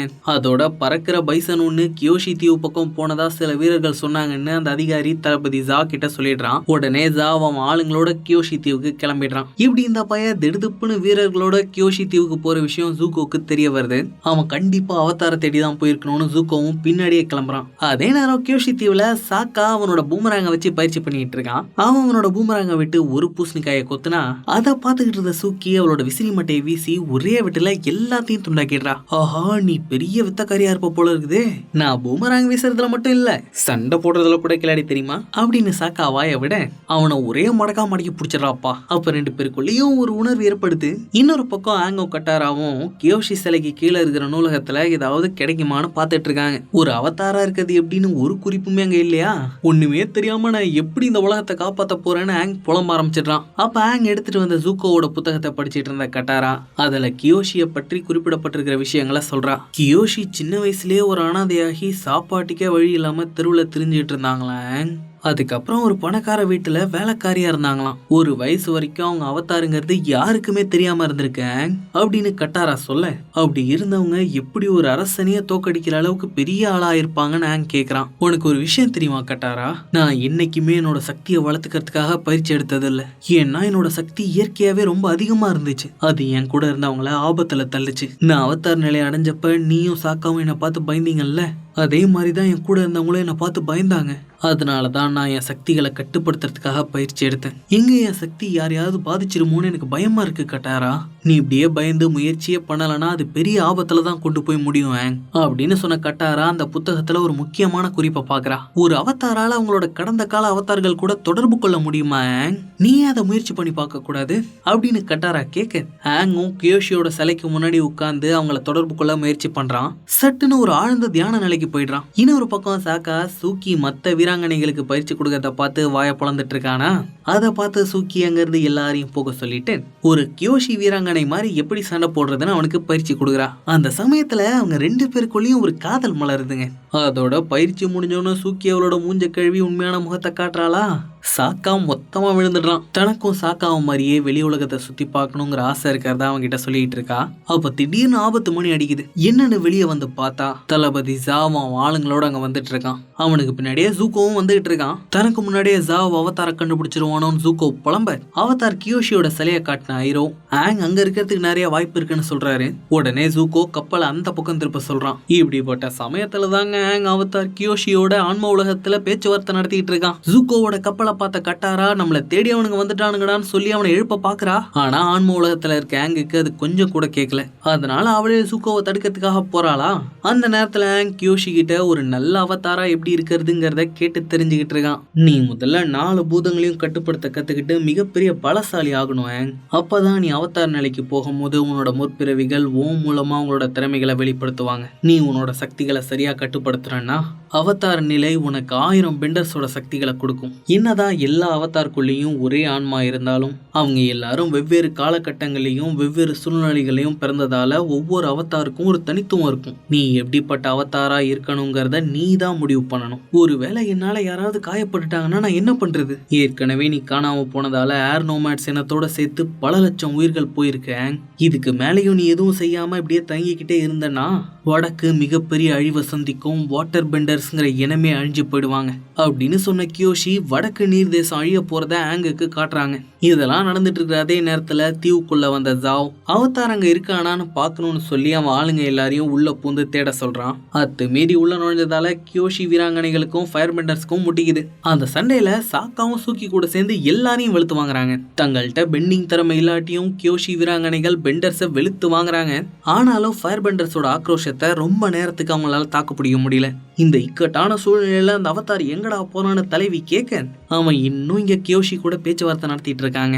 ஒருவேளை அமைதியை கொண்டுட்டு வரேன்னு நான் உள்ள புந்து சொதப்பி எல்லா பிரச்சனையும் அதிகமாகிட்டேன்னா அப்ப என்ன பண்றது?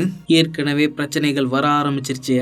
நீ போராளியா மாதிரி உன்னோட கடமையை செய்யலனா உலகத்தை இல்ல உன்னால இந்த தீவை கூட காப்பாற்ற முடியாது அப்படின்னு கியோஷி சொல்ல அங்குக்கு நெருப்பு தேசத்து ஆளுங்க வந்துட்டாங்கிறது புரியுது. அந்த நேரத்துல கட்டாரா வாட்டர் பெண்டிங் பண்ணி ஜூக்கோவையும் அவனோட ஆளுங்களையும் தடுக்க பாக்குறா.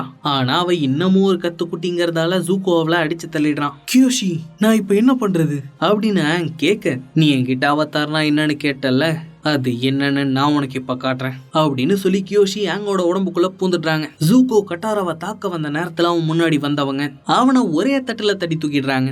அந்த கேப்ல கட்டாரா அங்கிருந்து தப்பிச்சு கிராமத்துக்குள்ள வராளா. அங்கேயும் பாஞ்சு வந்த கியோஷி ஒரே நேரத்துல 4 பூதங்களையும் கட்டுப்படுத்தி நெருப்பு வீரர்கள் எல்லாரையும் அடிச்சு சொருவிடுறாங்க. அத பார்த்து அரண்டு போன ஜாவ் ஓடி வந்துருங்கடான்னு சொல்லி தீவை விட்டே தப்பிச்சு ஓடிடுறான். அவன் பின்னாடியே மத்த வீரர்களும் ஓடி வந்துடுறாங்க. தன்னோட விஸ்வரூபத்தை தன்னோட மக்களுக்கு காட்டின கியோஷி மறுபடியும் மறைஞ்சு போயிடுறாங்க.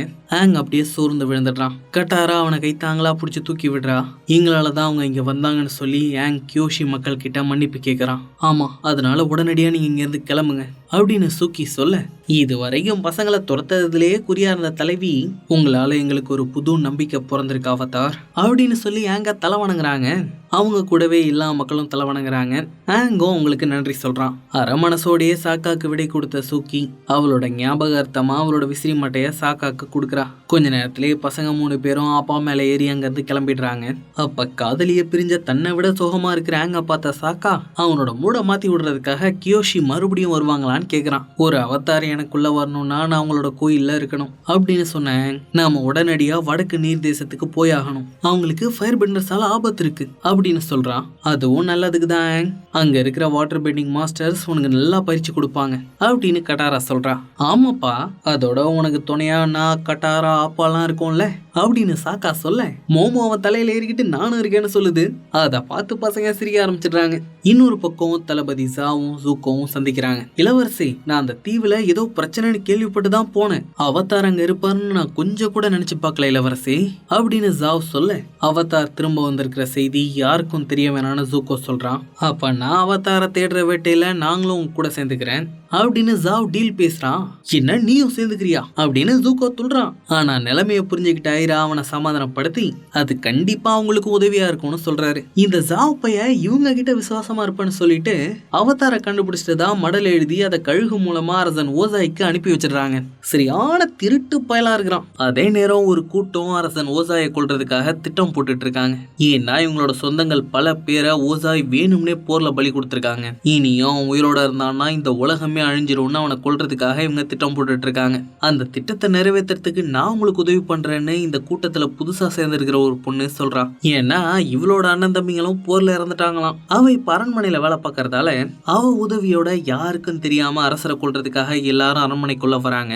ஆனா அங்க அரசனை காணும். எங்கடா போனான்னு சுத்தி முத்தி பாத்துக்கிட்டு இருக்கும் போதே காவலர்கள்லாம் வந்து அவங்கள சுத்தி வளைச்சிடுறாங்க. என்ன கொல்றது அவ்வளோ சாதாரணம்னு நினைச்சீங்களா அப்படின்னு கேட்டுக்கிட்டே அரசன் வெளியே வரான். இவங்களுக்கு உதவி பண்ண பொண்ணு அவன் கூட வந்து சேர்ந்துக்கிறா. இவ வேற யாரும் இல்லங்க, இவ தான் அரசன் ஓசாயோட பொண்ணு அசுலா, நம்ம ஜூக்கோவோட தங்கச்சி. புரட்சிக்காரங்களை பொறி வச்சு பிடிக்கிறதுக்காக தான்ப்பா இவ்வளோ வேலையும் இறங்கி செஞ்சிருக்கிறா. நீ எங்களை வேணா இன்னைக்கு தடுத்திருக்கலாம், ஆனா அவதார உன்னால தடுக்க முடியாது. கூடிய சீக்கிரமே அவர் உன்னை தேடி வருவாருடா அப்படின்னு அந்த கூட்டத்தோட தலைவன் வசனம் பேச ஓசாய் அவங்க எல்லாரையும் எரிச்சே கொண்டுடுறான். அதோட ஜாவ் அனுப்பிட மடலை அசுலா கிட்ட காட்டி உன் அண்ணன் ஜூக்கோ அவதார கண்டுபிடிச்சிட்டாமா, சாதிச்சிட்டான் அப்படின்னு சொல்றான். அப்பா அண்ணனை புகழ்ந்தோன அசுலாவுக்கு கபகபன்னு வயிறு எரியுது. இவளுக்கு சின்ன வயசுல இருந்தே ஜூக்கோ மேல பொறாம அதிகங்க. தான் அவனை விட எல்லாத்துலயும் சிறந்தவன் எல்லாருக்கும் நிரூபிக்கணும்னே இருப்பா. இன்னொரு பக்கம் ஒரு காட்டுக்குள்ள கட்டாரா காலங்காத்தாலேயே பாட்டி கொடுத்த சுருளை வச்சு வாட்டர் பெண்டிங் பண்ண முயற்சி பண்ணிட்டு இருக்கா. ஆனா அவளோட அம்மாவை கண்ணு முன்னாடியே கொல்லப்பட்ட சம்பவம் மறுபடியும் வந்து போனதால அவளால அதை சரியா பண்ணவே முடியல. அதை கவனிச்சேன். நீ உனக்குள்ள இருக்கிற ஆற்றலை உணரணும் கட்டாரான்னு சொல்றான். அவளும் அவன் சொன்ன மாதிரி முயற்சி பண்ணி பாக்குறா. அவ எதிர்பார்த்த அளவுக்கு வரலனாலும் முன்னாடிக்கு எவ்வளவோ பரவாயில்ல. சரி விடு கட்டாரா, நீர் தேசத்துக்கு போய் இதை நம்ம முறைப்படி கத்துக்கலாம் அப்படின்னு ஆங் சொல்லிட்டு இருக்கும் போது காட்டுக்குள்ள இருந்து பழங்களை பறிச்சுட்டு வந்த சாக்கா நம்ம இப்ப இங்க கிளம்பலாம்பா அப்படின்னு சொல்றான். அவனை மாதிரியே மோமோவும் பழங்களை தூக்கிட்டு வந்திருக்கு. அதுக்கப்புறம் எல்லாரும் அங்க இருந்து கிளம்பி வடக்கு நோக்கி நோக்கி பயணிக்கிறாங்க. வழியில ஒரு ஏர்பெண்டர் பறந்து போயிட்டு இருக்கிற மாதிரி அவங்களுக்கு தெரியுது. என்ன ஏர்பெண்டர்ஸ் இன்னும் உயிரோட இருக்காங்களா? என்ன இடம் இது அப்படின்னு சுத்தி முத்தி பாக்குறாங்க. அது மலை மேல கட்டமைக்கப்பட்டிருக்கிற ஒமாஷு ராஜ்யம். இன்னொரு பக்கம் கப்பல்ல ஆங் எங்க போயிருப்பான்னு எல்லாரும் தீவிரமா யோசிச்சுட்டு இருக்கானுங்களா. அவதார் எங்க போனாலும் சாப்பிடுறதுக்கு தர இறங்கி தானே ஆகணும் அப்படின்னு தேநீர் அருந்திக்கிட்டே பெரியப்பா சொல்றாரு. அவதார் நம்ம தேசத்தோட எல்லைக்கு போயிட்டானா அவனை எல்லாருமே தேட ஆரம்பிச்சிருவாங்க இளவரசி. அதனால எனக்கு தெரிஞ்ச சில நம்பிக்கையான ஆளுங்களை வச்சு அவதாரை நான் தேட சொல்றேன். எக்காரணத்து கொண்டும் இதனால தகவல் வெளியே கசியாது அப்படின்னு ஜாவ் சொல்ல, ஜூக்கும் வேற வழி இல்லாம வேண்டா வெறுப்பாதுக்கு ஒத்துக்கிறான். அப்ப அங்க வந்த கப்பலோட தளபதி ஜி ஜாவோட கப்பல் கிளம்புறதுக்கு தயாரா இருக்குன்னு சொல்றான். அடுத்த கட்ட வேலையை பார்க்கறதுக்காக ஜாவ் அங்க இருந்து கிளம்பிடுறான். நான் ஜாவோட ஆளுங்க கிட்ட பேசுறேன் இளவரசி. ஜாவ் பதவி உயர்வுக்காக நடந்த பரீட்சையில 3 முறை தோத்து போயிட்டாராம் அப்படின்னு ஜி சொன்னோன்னே யார் இப்ப இதெல்லாம் உங்ககிட்ட கேட்டான்னு ஜூக்கோ அவனை திட்டி விட்டுடுறான். அவன் என்ன சொல்றதுனே தெரியாம அங்க இருந்து கிளம்பிடுறான். ஏண்டா மகனே அவன் கிட்ட உன் கோவத்தை காட்டுறான்னு பெரியப்பா கேட்க, அவன் எப்படி ஒரு உயர் அதிகாரியை பத்தி தப்பா பேசலாம் பெரியப்பா அப்படின்னு ஜூக்கோ ஜாவுக்கு பறிஞ்சு பேசுறான். இவன் கேரக்டரையே புரிஞ்சிக்க முடியலையாப்பா. இன்னொரு பக்கம் நம்ம பசங்க ஆப்பாவை ஒரு ஓரமா மறைச்சு வச்சுட்டு உமாஷுவோட எல்லை கிட்ட வந்து சேர்றாங்க. இந்த உமாஷு நகரத்துல கலைஞர்கள், விஞ்ஞானிகள், மருத்துவர்கள்னு நிறைய பேர் இருக்காங்களாம். சாப்பாடு கூட ரொம்ப சிறப்பா இருக்குமாங்க. அதோட 100 வருஷம் ஆகியும் நெருப்பு தேசத்தால இந்த நகரத்தை கைப்பற்றவே முடியல. ஏன்னா அந்த அளவுக்கு பலத்த காவலும் வலிமையான படையும் இங்க இருக்குங்க. ஊருக்குள்ள வர மக்களை நல்லா சோதனை பண்ணி தான் உள்ளே விடுறாங்கன்னா பாத்துக்கங்களேன். கொஞ்சம் சந்தேகம் வந்தாலும் அடிச்சு கீழே தள்ளிடுவானுங்க. இவனுங்களை மீறி எப்படிப்பா உள்ள போகுதுன்னு பசங்க முழிச்சுக்கிட்டு இருக்க, அந்த பக்கமா வண்டியில வந்த ஒருத்தன் கட்டாராவை பார்த்துட்டு உள்ள போறதுக்கு தான் உதவி பண்றதா சொல்றான். அதோட இந்த ஊருக்காரங்க மாதிரி மாத்து துணியும் கொடுத்து அழைச்சிட்டு வரான். கட்டாராவா அவனோட மனைவினும் சாக்காவா அவனோட மச்சான்னு சொல்லி காவலர்கள் கிட்ட காய்கறி வியாபாரம் பண்ண வந்திருக்கிறதா ஒரு பிட்ட போடுறான். அவனுங்களை அதை நம்பி அவனுங்களை உள்ள ஆரம்பிச்சிடறானுங்க. நம்ம பசங்க 3 பேரையும் உள்ள அழைச்சிட்டு வந்து இறக்கி விட்டவன், இந்த இடம் கொஞ்சம் ஆபத்தான இடம்பா, ஜாக்கிரதையா இருந்துக்கோங்க அப்படின்னு சொல்லிட்டு போறான். அப்போ வானத்துல பறந்துட்டு இருந்தவன் தரையிறங்கத பார்த்தேன். அரக்க பறக்க அவனை பாக்கிறதுக்காக ஓடி வரான். பக்கத்துல வந்து பார்த்தாதான் அவன் ஏர்பெண்டர் இல்ல, நடக்க முடியாத ஒரு பையன் அவங்களுக்கு தெரியுது. அவன் விஞ்ஞான கருவியால பறந்துட்டு இருந்திருக்காங்க.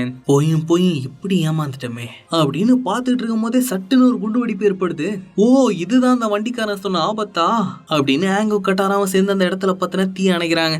இதை பார்த்தோன்னே அவங்க ஒரு பெண்டர்ஸுங்கிறது அந்த பையனுக்கு புரிஞ்சிருதா. அப்போ பத்திரி அடிச்சுக்கிட்டு அங்கே ஓடி வந்த அந்த பையனோட அப்பா அவங்க எல்லாரையும் அவரோட வீட்டுக்கு அழைச்சிட்டு வந்துடுறாரு. ஹே நீ ஒரு ஏர் பெண்டரா?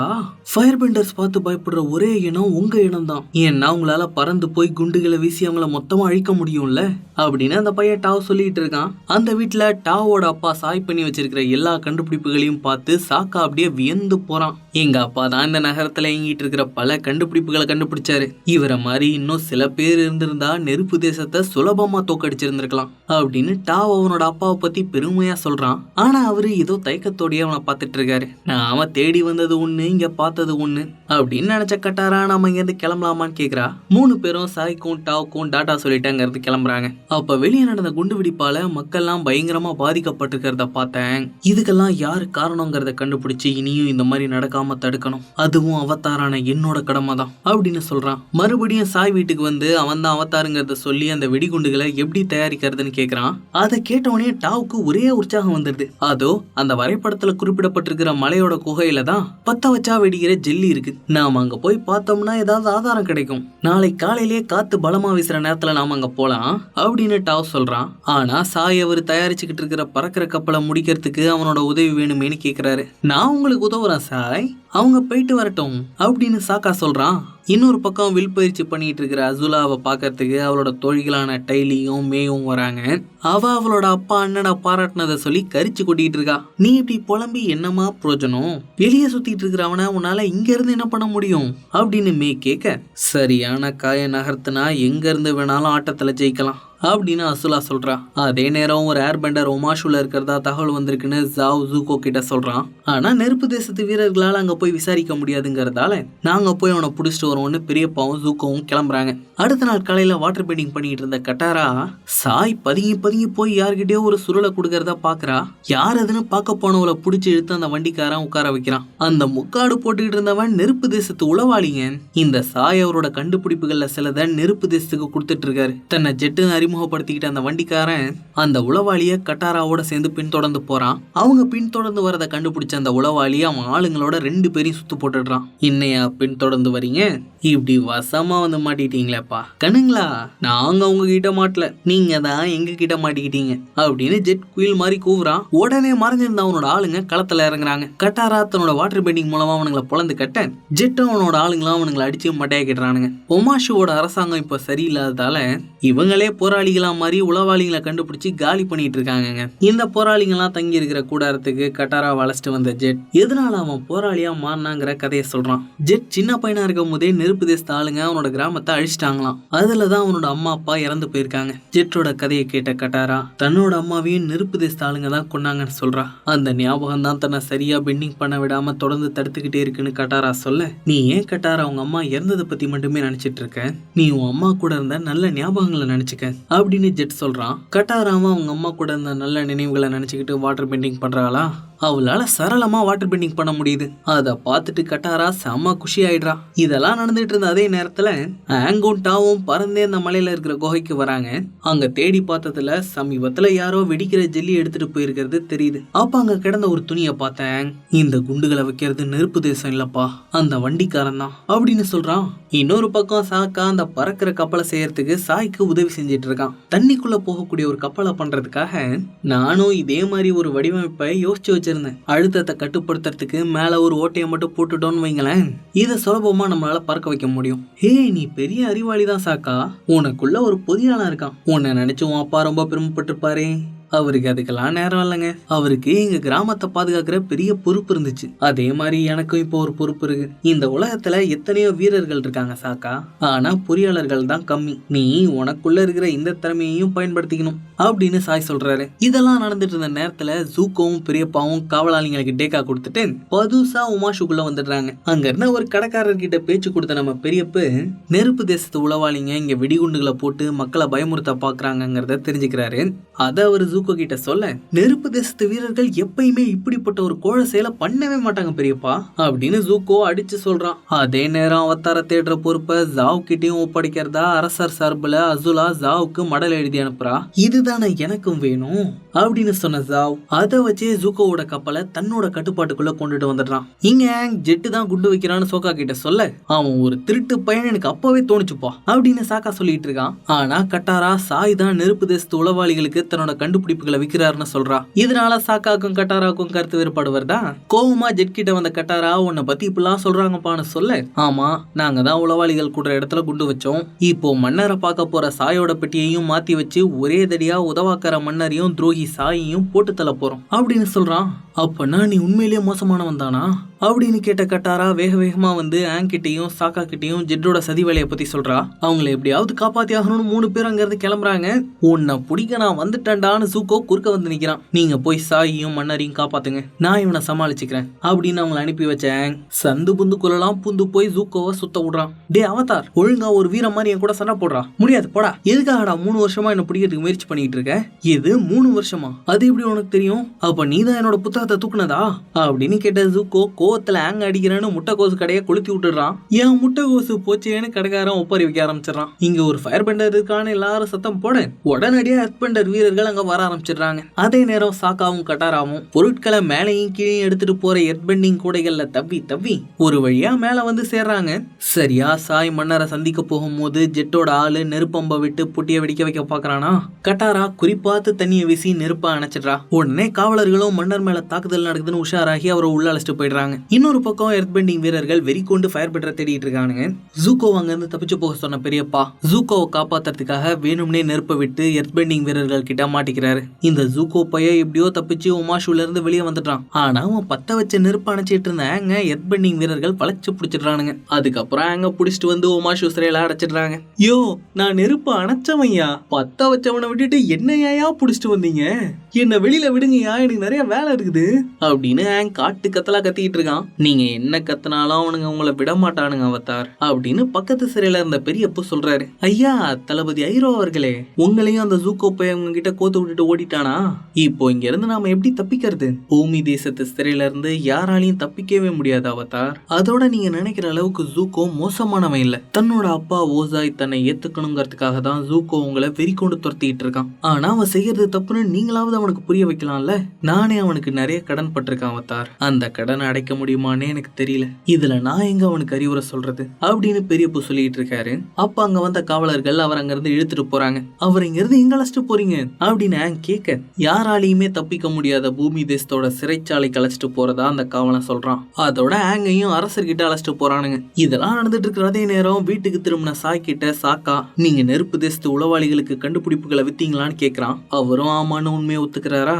அதை கேட்டுட்டா அவன் மனம் உடைஞ்சு போயிடுறான். நான் உன்னை காப்பாத்துறதுக்காக தாண்டா இப்பெல்லாம் பண்ண மகனே. நான் மட்டும் அவங்க பேச்ச கேட்கலன்னா அவங்க நம்மளை எப்பயோ கொண்டு இருப்பாங்க. அது மட்டும் இல்லாம நான் எதுக்கும் உதவாத சின்ன சின்ன கண்டுபிடிப்புகளை தான் அவங்களுக்கு கொடுத்தேன் அப்படின்னு சாய் தன்னோட நிலைமைய சொல்றாரு. நெருப்பு தேசத்து ஆளுங்க கிட்ட ஒரு ஊசி கிடைச்சாலும் அதை அவங்க ஆயுதமா தான் பயன்படுத்துவாங்க அப்படின்னு சாக்கா சொல்றான். இனிமே நம்ம யாருக்கும் பயப்பட தேவையில்லப்பா, ஏன்னா நம்ம எல்லாரையும் காப்பாத்துறதுக்கு அவதார் திரும்ப வந்துட்டாரு அப்படின்னு டாவ் தைரியமா சொல்றான். அதுக்கு முதல்ல நாம ஆங்க காப்பாத்தி ஆகணுமே அப்படின்னு சாக்கா சொல்ல, அரண்மனைக்குள்ள போறதுக்கு ஒரு சுரங்கப்பாதை இருக்கு. அத பழங்காலத்துல 2 காதலர்கள் சந்திக்கிறதுக்காக உருவாக்குனாங்களாம் அப்படின்னு டாவ் ஒரு வழி சொல்றான். ஆனா அது ரொம்ப ஆபத்தான வழின்னு சாய் சொல்றாரு. பரவாயில்ல, அங்க எப்படி போறதுன்னு சொல்லுங்க அப்படின்னு சாக்கா கேட்க, சாயும் அந்த வரைபடங்களை எடுத்து காட்டுறாரு. ஆனா ஒவ்வொரு வரைபடங்கள்லயும் ஒவ்வொரு வழியை காட்டுது. அப்ப நெருப்பு தேச ஆளுங்க கிட்ட இருந்து புது வரைபடத்தோட வர சொல்லி செய்தி வருதா? அதை கொடுக்க போற மாதிரி போய் அவனுங்கள உமாஷு காவலர்கள் கிட்ட புடிச்சு கொடுத்துருங்கன்னு சாக்காவும் டாவும் சொல்றாங்க. இன்னொரு பக்கம் கட்டாரா தண்ணி கொண்டுட்டு போறதுக்காக சாய் செஞ்சு வச்சிருக்கிற ஒரு தோல் குடுவையை எடுத்து வச்சிட்டு இருக்கா. அப்ப கோவத்தோட அங்க வந்து ஜெட், நீ எங்களோட திட்டத்தையே நாசம் பண்ணிட்ட, இனியும் எங்க வழியில குறுக்க வந்தனா நான் உன்னை சும்மாவே விட மாட்டேன் அப்படின்னு சொல்லி கட்டாரா கிட்ட ஒம்பு பண்ண, அவனை புரட்டி போட்டு அவன் மேல தண்ணி அடிச்சு ஒரே வச்சுட்டு போயிடுறான். இன்னொரு பக்கம் காவலர்கள் ஆங்க அரசர்கிட்ட கூட்டிட்டு வராங்க. அப்போதான் அந்த அரசன் ஆங்கோட சின்ன வயசு நண்பன் பூமின்னு ஆங்குக்கு தெரியுது. ஆமாங்க, அரசர் பூமிக்கு 112 வயசுக்கு மேல ஆகுது. ஆங் அப்பாவை கூப்பிடுறதுக்காக ஒரு விசில பயன்படுத்துவான்ல, அது ஆங்குக்கு பூமி தான் சின்ன வயசுல செஞ்சு கொடுத்திருக்காரு. அரசர் பல ஆண்டுகள் கழிச்சு சந்திச்ச தன்னோட நண்பனுக்கு ஒரு ராஜ விருந்து கொடுக்கறாரு. ஆனா ஒரு இக்கட்டான நிலையில அவதாரான ஆங் காணாம போனதுலயும் கடும் கோவத்துல இருக்காரு. நான் வேணும்னே விட்டுட்டு போலையான்னு ஆங் சொல்றான். ஆனா அரசருக்கு அது புரிய மாட்டேங்குது. ஆங் அடுத்ததா வடக்கு திசையை நோக்கி போகணும்னு சொன்னதால அவன் சண்டை போடுறதுக்கு தயாரா இருக்கானான்னு சோதிக்கிறதுக்காக அவனுக்கு சில சோதனைகளை கொடுக்க போறதா சொல்றாரு. அதே நேரம் ஜூக்கோ ரோந்துக்கு போயிட்டு இருந்த ஒரு உமாஷு காவலனை அடிச்சு போட்டுட்டு அவனோட துணியவே மாட்டிக்கிட்டு பெரியப்பாவை தேடி சிறைக்கு வரான். அவரை கூட்டிட்டு போறதுக்காக தன்னை அனுப்புனாங்கன்னு அங்க இருந்த காவலன் கிட்ட சொல்ல, அவரை தான் ஏற்கனவே பெரிய சிறைச்சாலை கழிச்சிட்டு போயிட்டாங்களே அப்படின்னு அங்க இருந்த காவலன் சொல்றான். இன்னொரு பக்கம் சாக்காவும் கட்டாராவும் சாய் கொடுத்த மேப்பை வச்சு அந்த சுரங்கப்பாதை இருக்கிற குகைக்கு வராங்க. அங்க பார்த்தா ஏற்கனவே சில பாணர்கள் பாட்டு பாடி ஆட்டம் போட்டுட்டு இருக்காங்க. அவங்களோட இந்த சாக்கா பயணம் சேர்ந்து ஆட்டம் போடுறான்ப்பா. கட்டாரா அந்த பாணர்கள் கிட்ட அந்த சுரங்கப்பாதையை பத்தி கேக்குறாளா? சுரங்கப்பாதையை பத்தி தெரிஞ்சுக்கிறதுக்கு முன்னாடி அதை உருவாக்குன ஒமாஷுவை பத்தி நீங்க தெரிஞ்சுக்கணும் அப்படின்னு அந்த பாணன் ஒமாஷுவோட கதையை சொல்ல ஆரம்பிக்கிறாரு. ஓமாஷுங்கிறவங்க இந்த மலையோட 2 பக்கத்துலயும் இருந்த கிராமத்துல வாழ்ந்தவங்க. ஒரு நாள் 2 கிராமங்களையும் இணைக்கிற மலை உச்சியில சந்திச்சவங்க காதல் கொண்டாங்க. ஆனா அந்த 2 கிராமத்துக்கும் பரம்பரை பகிர்ந்ததால அவங்களோட காதலுக்கு 2 பக்கத்துல இருந்தும் எதிர்ப்பு வந்துச்சு. அதனால யாருக்கும் தெரியாம சந்திக்கணும்னு முடிவு பண்ண ஓமாவும் ஷூவும் இயற்கையோட எர்த்பெண்டர்ஸான பாஜ்ரமோல் கிட்ட இருந்து எர்த்பெண்டிங்க கத்துக்கிட்டு மலைக்குள்ள ஒரு சுரங்கத்தை அமைச்சு அது மூலமா சந்திச்சுக்கிட்டாங்க. ஆனா ஒரு கட்டத்துல 2 கிராமத்துக்கும் நடந்த சண்டையில ஓமா இறந்துட்டான். அதனால கடும் கோவம் கொண்ட ஷூ சண்டை போட்டுட்டு இருந்த 2 கிராமவாசிகளையும் தன்னோட எர்த்பெண்டிங் மூலமா மடக்கி இனி யாரும் சண்டை போடக்கூடாதுன்னு உத்தரவு போட்டுடுறா. அதுக்கப்புறம் ஒன்னு சேர்ந்த 2 கிராமத்தினரும் ஓமா ஷூவோட நினைவா இந்த மலையில ஒரு கிராமத்தை உருவாக்கி அதுக்கு ஓமா ஷூன்னு பேர் வச்சாங்க. காதல் இருளையும் பிரகாசிக்குங்கிறது தான் இந்த சுரங்கத்தோட தத்துவமே. ஆனா இந்த சுரங்கத்துக்குள்ள போயிட்டு இது வரைக்கும் யாரும் திரும்ப வந்ததில்லைன்னு அந்த பாணன் சொல்றாரு. ஆனா அங்க காப்பாத்துறதுக்கு இதுக்குள்ள போயே ஆகணும்னு கட்டாராவும் சோக்காவும் சுரங்கத்துக்குள்ள போறாங்க. அதே நேரம் பலத்த பாதுகாப்போட பெரியப்பாவை உமாஷு வீரர்கள் சிறைச்சாலைக்கு கூட்டிட்டு போயிட்டு இருக்காங்க. இந்த சாதாரண கிழவனை தப்பிக்க விடாம பாத்துக்கிறதுக்காக இத்தனை வீரர்கள் காவலுக்கு வருது எனக்கு ரொம்ப பெருமையா இருக்குது அப்படின்னு பெரியப்பு சொல்ல, அந்த வீரர்களோட தலைவன் தீக்கோழி குதிரையில இருந்து இறங்கி பெரியப்பு கிட்ட வரான். நீங்க தான் புவி தேசத்தோட மாபெரும் நகரமான பாசிங் சேவை 600 நாள் முற்றுகையிட்ட மேற்கின் டிராகன் எனக்கு தெரியாதுன்னு நினைக்கிறீங்களா? ஒழுங்கு மரியாதையா அமைதியா வந்தீங்கன்னா எந்தவித சேதாரமும் இல்லாம போய் சேருவீங்க அப்படின்னு பெரியப்பு வயிற்றுலயே ஒரு குத்து விட்டுட்டு போறான். இவங்க இப்ப நின்றுட்டு இருக்கிற இடத்துல 2 பாதை பிரியுதுங்க. தான் எந்த பாதையில போறோம்னு ஜூக்கோவுக்கு காட்டுறதுக்காக ஒரு வெண்தாமரை காய போடுறதுக்காக தான் பெரியப்ப இப்படி வாயை விட்டு எல்லாரையும் தஸ் திருப்பியிருக்காரு. அவங்க போன சில மணி நேரங்கள்லயே அங்க வந்த ஜூக்கோவும் அந்த வெண்தாமரை காய பார்த்துட்டு அவரை தேடி போறான். இன்னொரு பக்கம் சாக்காவும் கட்டாராவும் சுரங்கப்பாதை வழியா போயிட்டு இருக்காங்க.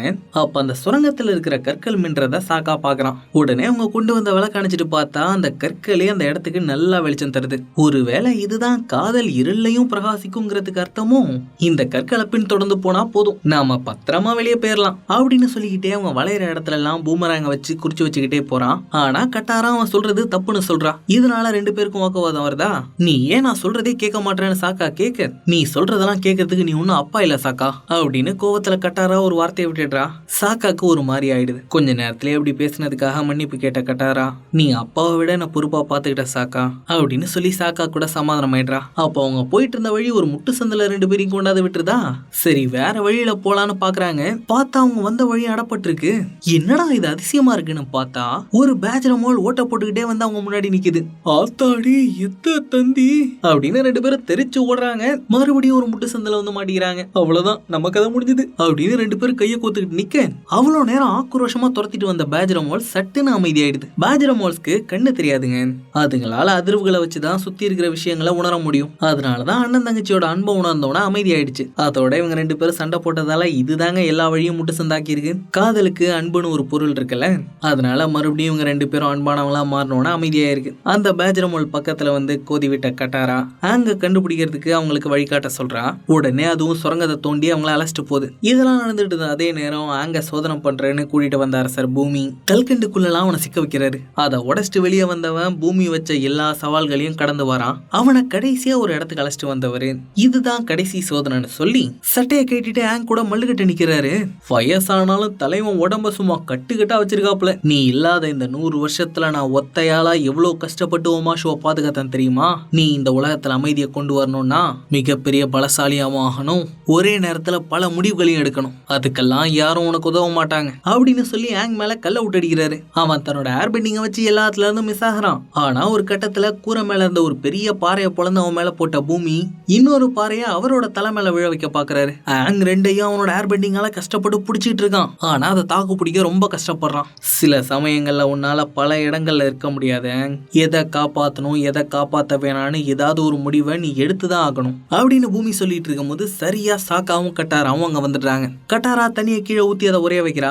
அதுல வழுக்கிக்கிட்டே போன சாக்கா பூமியை தள்ளிட்டு போயிடுறான். ஆங் எந்த ஒரு சேதாரமும் இல்லாம பாறைகளை விட்டுடுறான். நீ சோதனையில என்னை ஏமாத்தி ஜெயிச்சிட்ட, நீ ஒரு ஏமாத்துக்காரன் இல்ல பூமி. இப்படிதான் என் நண்பர்கள் உதவியோட நான் இந்த உலகத்தை காப்பாத்த போறேன். நீயும் என்னோட நண்பன் தான் பூமி அப்படின்னு பூமி சின்ன வயசுல செஞ்சு கொடுத்த விசில ஆங் அவர்கிட்ட காமிக்கிறான். பூமியும் அதை புரிஞ்சுக்கிறாரு. அதுக்கப்புறம் பசங்க 3 பேரையும் வழி அனுப்பி வைக்க வாசல் வரைக்கும் வராரு. அப்ப அங்க வந்து ஒரு காவல் அதிகாரி சாய் உதவியோட நெருப்பு தேசத்து உளவாளிகளை பிடிச்சிட்டதா சொல்றாரு. அதோட அவங்க மூலமா நெருப்பு தேசத்து படைகள் ஒமாஷுவ முற்றுகையிட வரப்போறதாவும் தெரிய வந்திருக்கு. இப்ப என்ன பண்ண போற பூமி அப்படின்னு கேட்க, ஒமாஷு நேரடியா போர்ல இறங்க வேண்டிய நேரம் வந்துருச்சு. இந்த தடவை நாங்க அவங்கள எதிர்கொள்ள போறோம் அப்படின்னு பூமி சொல்றாரு. அதோட போறதுக்கு முன்னாடி ஒரு சவாலை முடிச்சுட்டு போன சொன்னவரு பொருட்களை ஏத்திட்டு போற கூடையில ஆங் கூட சறுக்கிட்டு போறாரு. சறுக்கிட்டு போனதுல மறுபடியும் அந்த முட்டைக்கோஸ் கடையை காலி பண்ணிட்டாங்கப்பா. இதெல்லாம் நடந்துட்டு இருந்த அதே நேரத்துல ஒமாஷு வீரர்கள் உணவு இடைவேளைக்காக ஒரு இடத்துல நிக்கிறாங்க. அப்ப அந்த தலைவன் பெரியப்புக்கு தண்ணி கூட கொடுக்காம அழும்பு கட்டி அடிக்கிறான். ஏன்னா பெரியப்பு பாசிங் சேவை முற்றுகையிட்டப்ப நெருப்பு தேசத்து படைகளால இவனோட தம்பி கொல்லப்பட்டிருக்கான். அந்த காண்டுல தான் பெரியப்புவை கரங்கட்டி இப்படி எல்லாம் பண்ணிட்டு இருக்கான். அவனோட இந்த கோவம் பெரியப்புக்கும் புரியுதுங்க. ஏன்னா பெரியப்புவோட மகன் லூட்டனும் அதே பொருளை தான் உயிரை விட்டான். அதனாலதான் பெரியப்பு முற்றுகையை கைவிட்டுட்டு திரும்ப வந்துட்டாரு. என்னதான் பங்காளிங்களா இருந்தாலும் லூட்டனும் ஜூக்கோவும் சின்ன வயசுல இருந்தே ரொம்ப நெருக்கமா வளர்ந்தவனுங்க. லூட்டனோட நினைவஞ்சலிக்கு வந்த ஜூக்கோவால அவனோட இழப்பை தாங்கவே முடியல. பெரியப்பாவோட அந்த இழப்பை நல்லா புரிஞ்சுக்கிட்ட ஜூக்கோ அன்னையில இருந்தே பெரியப்பாக்கு பெரிய ஆறுதலா இருந்திருக்கான். அந்த கடனுக்காக தான் பெரியப்பா இன்னைக்கு வரைக்கும் ஜூக்கோக்கு உறுதுணையா இருக்காரு. அந்த நிகழ்வுகள் எல்லாத்தையும் நினைச்சு பார்த்துக்கிட்டே பெரியப்பா வந்துட்டு இருக்காரு. அப்ப சட்டுன்னு குறுக்க வந்த ஜூக்கோ ஒமாஷு வீரர்கள் எல்லாரையும் அடிச்சு போட்டுட்டு பெரியப்பாவோட விலங்க அடிச்சே உடைச்சிடுறான். அப்ப ஜூக்கோவை தாக்க வந்த அந்த தலைவனை பெரியப்பா அடிச்சு கீழே தள்ளுறாரு. ஆனா அவன் பண்ண வேலைக்கு அவனை போட்டு தள்ளாம போனா போகுதுன்னு அவனை பாவம் பார்த்து விட்டுடுறாரு. ஜூக்கோவும் பெரியப்பாவும் கிளம்ப போற சமயத்துல அந்த தலைவன் கூரான கல் எரிஞ்சு தாக்குறானா. ஜூகோ பெரியப்பாவை தள்ளி காப்பாத்த பாக்குறான். ஆனாலும் அவருக்கு அடிபட்டுருது. வந்த கடுப்புல அந்த தலைவனை அடிச்சு மட்டையாக்கின ஜூகோ இவனுங்களுக்கெல்லாம் பாவம் பார்த்தா இதுதான் நம்மளோட நிலைமை அப்படின்னு சொல்லிக்கிட்டே பெரியப்பாவை கைத்தாங்களா கூட்டிட்டு வந்தவன் அவன் மறைச்சு வச்சிருந்த படகுல ஏறி அவரை கப்பலுக்கு அழைச்சிட்டு போறான். அதுக்கப்புறம் நம்ம பசங்க 3 பேரும் ஓய்வெடுக்கிறதுக்காக ஒதுங்கின இடத்த கண்டுபிடிச்ச நெருப்பு தேசத்து வீரர்கள் அவங்கள பிடிச்சே ஆகணும்னு சந்து பூந்துக்குள்ளலாம் பூந்து விடாம துரத்திட்டு இருக்கானுங்க. வழக்கம் போல ஆங்கோ சாக்காவும் அவனுங்களோட வித்தையை காட்டி துரத்திட்டு வந்தவனுங்களெல்லாம் பத்தி விடுறானுங்க. அப்ப பக்கத்துல இருந்த தண்ணியை எடுத்து உரைய வச்ச கட்டாரா அதை எர்த்பெண்டர்ஸ் மாதிரி வீசி அடிக்கிறா. எர்த்பெண்டர்ஸை பார்த்து இவளே இந்த வித்தையை உருவாக்கியிருக்காப்பா. ஆனாலும் அவனுங்க வரிசை கட்டி வதவதன்னு வந்துட்டு இருக்கானுங்களா. பசங்க 3 பேரும் ஆப்பா மேல ஏறி அங்க இருந்து தப்பிச்சிடுறாங்க. கட்டாரா காட்டுன வித்தையில அசந்து போன ஆங் அவளை அப்படியே புகழ்ந்து தள்ள நீர் தேசத்துக்கு போனா இன்னும் நல்லா கத்துக்கலாம்ப்பா அப்படின்னு கட்டாரா சொல்லிட்டு இருக்கா. அப்ப அவங்க போயிட்டு இருந்த வழியில ஒரு காடே எரிஞ்சு சாம்பலா இருக்கிறத ஆங் பாக்குறான். அங்க ஏதோ பிரச்சனைன்னு உணர்ந்தவங்க உடனே ஆப்பாவை கீழே இறக்கி அந்த இடத்துக்கு வந்து பாக்குறாங்க. அந்த காடை நெருப்பு தேசத்து வீரர்கள் தான் எரிச்சிருக்காங்கன்னு சாக்கா சொல்றான். அதை கேட்டோடனே ஆங் ரொம்ப சோகமாயிடுறாங்க. ஏன்னா இது வெறும் காடு மட்டும் இல்லைங்க, இந்த காட்டுக்குன்னு ஒரு ஆன்மா இருக்கு. நம்ம கதையோட ஆரம்பத்துல பார்த்தோமே அதே மாதிரிதான் அவதார் தான் இயல் உலகம் ஆன்ம உலகம் ரெண்டுத்துக்குமான பாலமா இருக்க வேண்டியவன். அதனால இந்த அழிவும் தன்னோட இயலாமையால தான் ஏற்பட்டிருக்குன்னு ஆங் நினைக்கிறான். அப்ப மண்ணுல புதைஞ்சிருக்கிற ஒரு விதைய மோமோ கட்டாரா கிட்ட எடுத்து கொடுக்குது. அதை ஆங் கிட்ட கொண்டு வந்த கட்டாரா இப்போ எரிஞ்சிருக்கிற இந்த மரங்களோட சாம்பலை உரமா வச்சு புதைஞ்சிருக்கிற விதைகள் மறுபடியும் காடா உருவாகும்னு சொல்றா. அப்ப அங்க கையில பொம்மையை வச்சிருக்கிற ஒரு குட்டி பொண்ணு ஒரு மரத்துக்கு பின்னாடி நின்று சாக்காவை எட்டி எட்டி பார்த்துட்டு இருக்கு. நீங்க இங்க என்ன பண்றீங்க அப்படின்னு கேட்டுக்கிட்டே பக்கத்துல வந்த சாக்கா யார் உங்களுக்கு இந்த பொம்மையை செஞ்சு கொடுத்தான்னு கேக்குறான். எங்க அண்ணன் ஷியாங் செஞ்சு கொடுத்தான் அப்படின்னு அந்த பாப்பா அழகா சொல்லுது. அப்ப அங்க ஆங்கோ கட்டாராவும் வராங்களா. அவங்கள பார்த்து பயந்து போன பாப்பா பொம்மையை கீழே போட்டுட்டு ஓடிடுது. பசங்க 3 பேரும் அந்த பொம்மையை எடுத்துக்கிட்டு பாப்பா பின்னாடியே பாப்பாவோட கிராமத்துக்கு வராங்க. அந்த கிராமத்துல இருக்கிற எல்லாரும் எதையோ பறி கொடுத்தா மாதிரி சோகமாவும் பயத்தோடையும் இருக்காங்க. இங்க என்ன நடந்துச்சுன்னு ஆங் கேக்குறான். மலைகளை தாண்டி போக பாதையை உருவாக்குறதுக்காக நெருப்பு தேசத்து வீரர்கள் எங்க வாழ்விடமான இந்த காட்டை எரிச்சிட்டாங்க. அதுக்கப்புறம் உணவுகளை சேகரிக்க போன எங்க பசங்க எங்க போனாங்கன்னே தெரியாம காணாம போயிட்டாங்க அப்படின்னு அந்த பொண்ணோட அப்பா சொல்றாரு. அவங்க எல்லாம் எங்க போயிருப்பாங்கன்னு எனக்கு தெரியும். நான் தான் அவதார். உங்களோட பசங்க எல்லாரையும் நான் கண்டுபிடிச்சு கொடுக்குறேன் அப்படின்னு ஆங் சொல்றான். அதே நேரம் கப்பல்ல ஜூக்கோவும் அவதார பத்தி ஏதாவது துப்பு கிடைச்சதான்னு தளபதி ஜி கிட்ட கேக்குறான். எதுவுமே கிடைக்கலன்னு ஜி சொல்றான். ஏன் ஐயோ பறக்கிற காட்டெருமை சுத்திட்டு இருக்கிற இடத்துல ஒண்ணு கூடவா வித்தியாசமா நடக்கல அப்படின்னு ஜூக்கோ கேட்கும் போதுதான் ஜிக்கு ஒரு வித்தியாசமான சம்பவம் ஞாபகத்துக்கே வருது. ஆமா இளவரசி, சென்லின் பாதைக்கு பக்கத்துல அங்க இருந்த பசங்க எல்லாம் ஐஸ் கட்டிய வச்சு விளையாண்டுட்டு இருந்தாங்கன்னு நமக்கு உணவுப் பொருள் கொண்டு வந்த வியாபாரி சொன்னாரு அப்படின்னு ஜி சொல்றானா. அட குடுமி தலையா, சூரியன் சுள்ளு நடிக்கிற இடத்துல எப்படா பனிக்கட்டி இருக்கும், அதை வச்சே உனக்கு புரிஞ்சிருக்க வேணாமா அப்படின்னு ஜூக்கோ எல்லாரும் முன்னாடியும் ஜி அசிங்கப்படுத்திட்டு போயிடுறானா. ஜிக்கு செம்ம காண்டாயிடுது. இன்னொரு பக்கம் அரசன் ஓசாய் அடுத்த கட்ட படையெடுப்புக்காக திட்டங்களை வகுத்துட்டு இருக்கான். அப்ப அசுலா அவங்கிட்ட ஜூக்கோவை கவுக்கிறதுக்காக மெல்லமா தூபம் போடுறா. ஏன்பா தாங்கிட்ட இருக்கிற சின்ன படையை வச்சுக்கிட்டே ஜாவ் அவதார கண்டுபிடிச்சாரு, அவர்கிட்ட இன்னும் சில படைகளை கொடுத்தா அவதார பிடிச்சிட்டு வந்துருவார்ல. நீ சொல்றதும் சரிதான் அசுலா.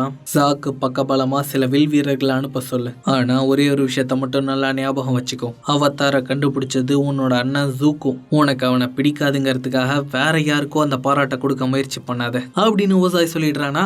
அசுலாக்கு மூக்கு உடைஞ்சிருது. இன்னொரு பக்கம் ஆங் இயல் உலகத்தை பத்தியும் ஆன்ம உலகத்தை பத்தியும் கட்டாரா சாக்கா கிட்ட விளக்கிக்கிட்டே அவங்கள காட்டு கோயிலுக்கு அழைச்சிட்டு போயிட்டு இருக்கான். இந்த 2 உலகங்களையும் பிரிக்கிற வேலி ஒரு சில இடங்கள்ல மெல்லிசா இருக்கும். அந்த இடத்துல இந்த மாதிரியான தாக்குதல் நடந்துச்சுன்னா அது உடைப்பட்டு இந்த மாதிரி பல ஆபத்துகள் வரும் அப்படின்னு சொல்லிட்டே வரான். 3 பேரும் எரிஞ்சு போன அந்த காட்டு கோயிலுக்கு வந்து சேர்றாங்க. அந்த கோயில் எரிஞ்சது மட்டும் இல்லாம காட்டு ஆன்மாவோட சிலையிலையும் காயம் பட்டிருக்குங்க.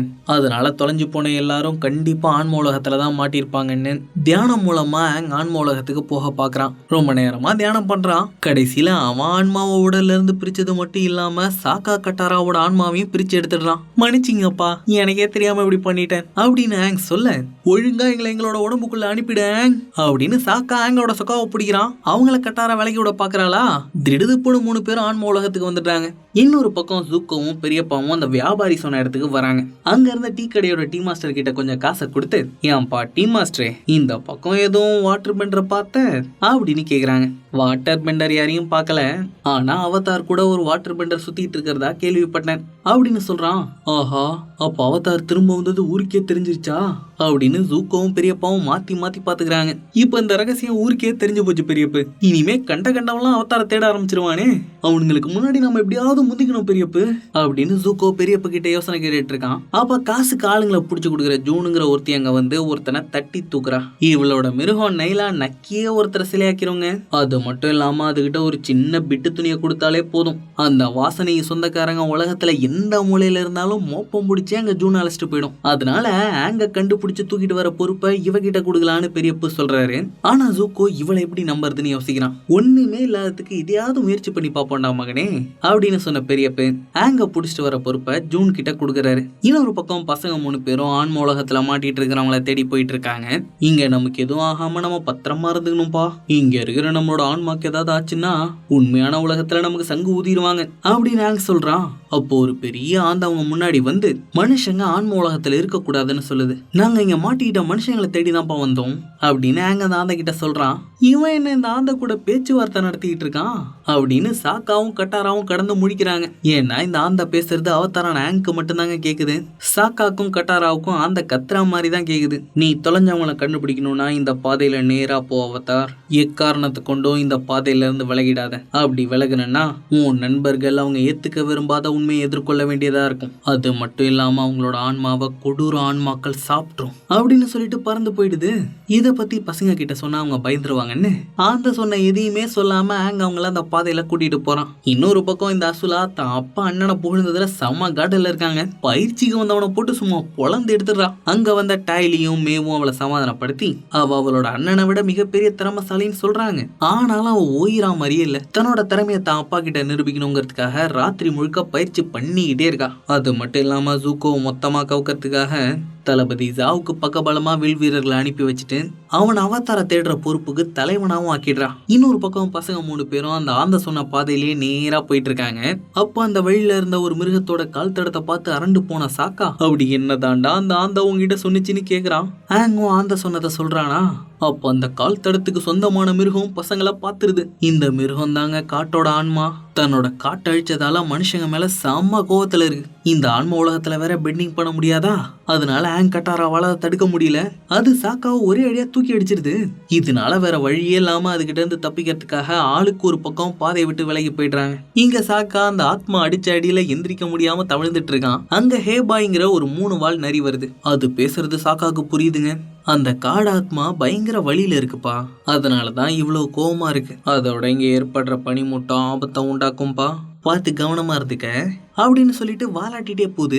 பனிமூட்டத்துல என்னடா ஆபத்துன்னு பார்த்தா சாக்காவும் கட்டாராவும் அவங்க வாழ்க்கையில ஏத்துக்க விரும்பாத உண்மைகளை அவங்களுக்கு மாயையா காட்டுது. கட்டாராக்கு அவ அம்மா கூட வாழ்ந்த நாட்களை காட்டுதுங்க.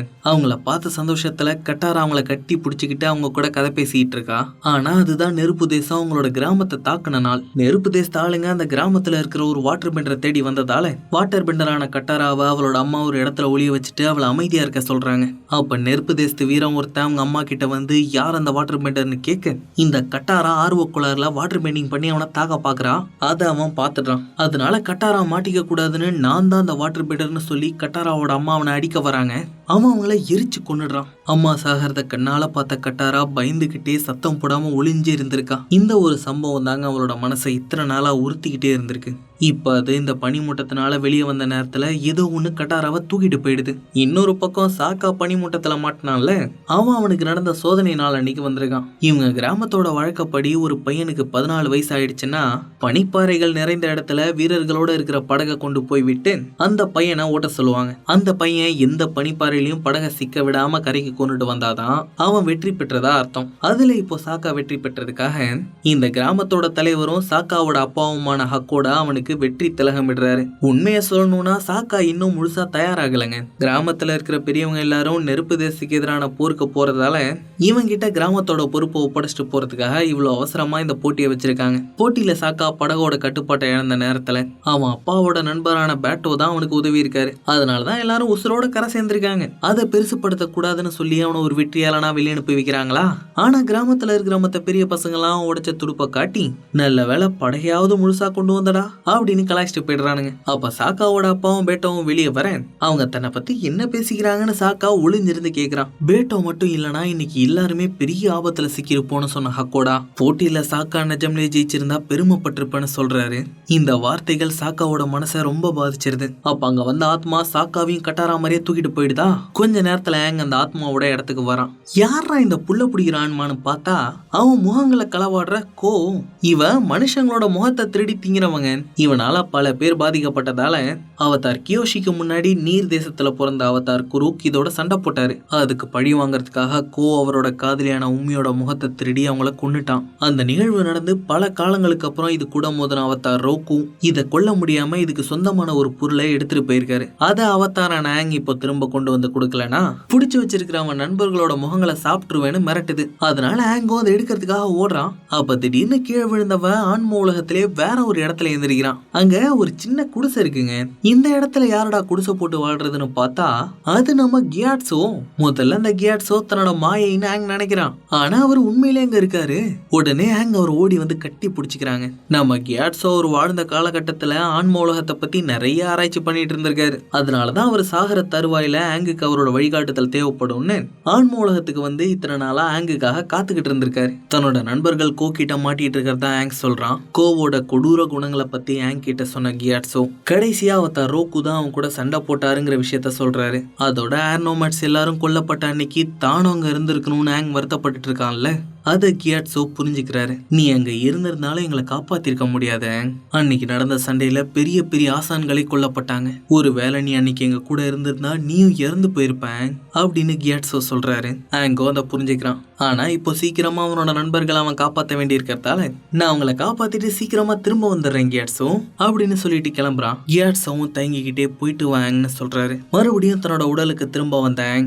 ஆப்பா கிட்டயும் மோமோ கிட்டயும் கட்டாரா சாக்காவோட உடம்ப பாத்துக்க சொல்லிட்டு நெருப்பு தேசத்துல இருக்கிற ரோக்குவோட கோயிலை நோக்கி போறான். இன்னொரு பக்கம் ஜூகோவும் பெரியப்பவும் கப்பலுக்கு வராங்க.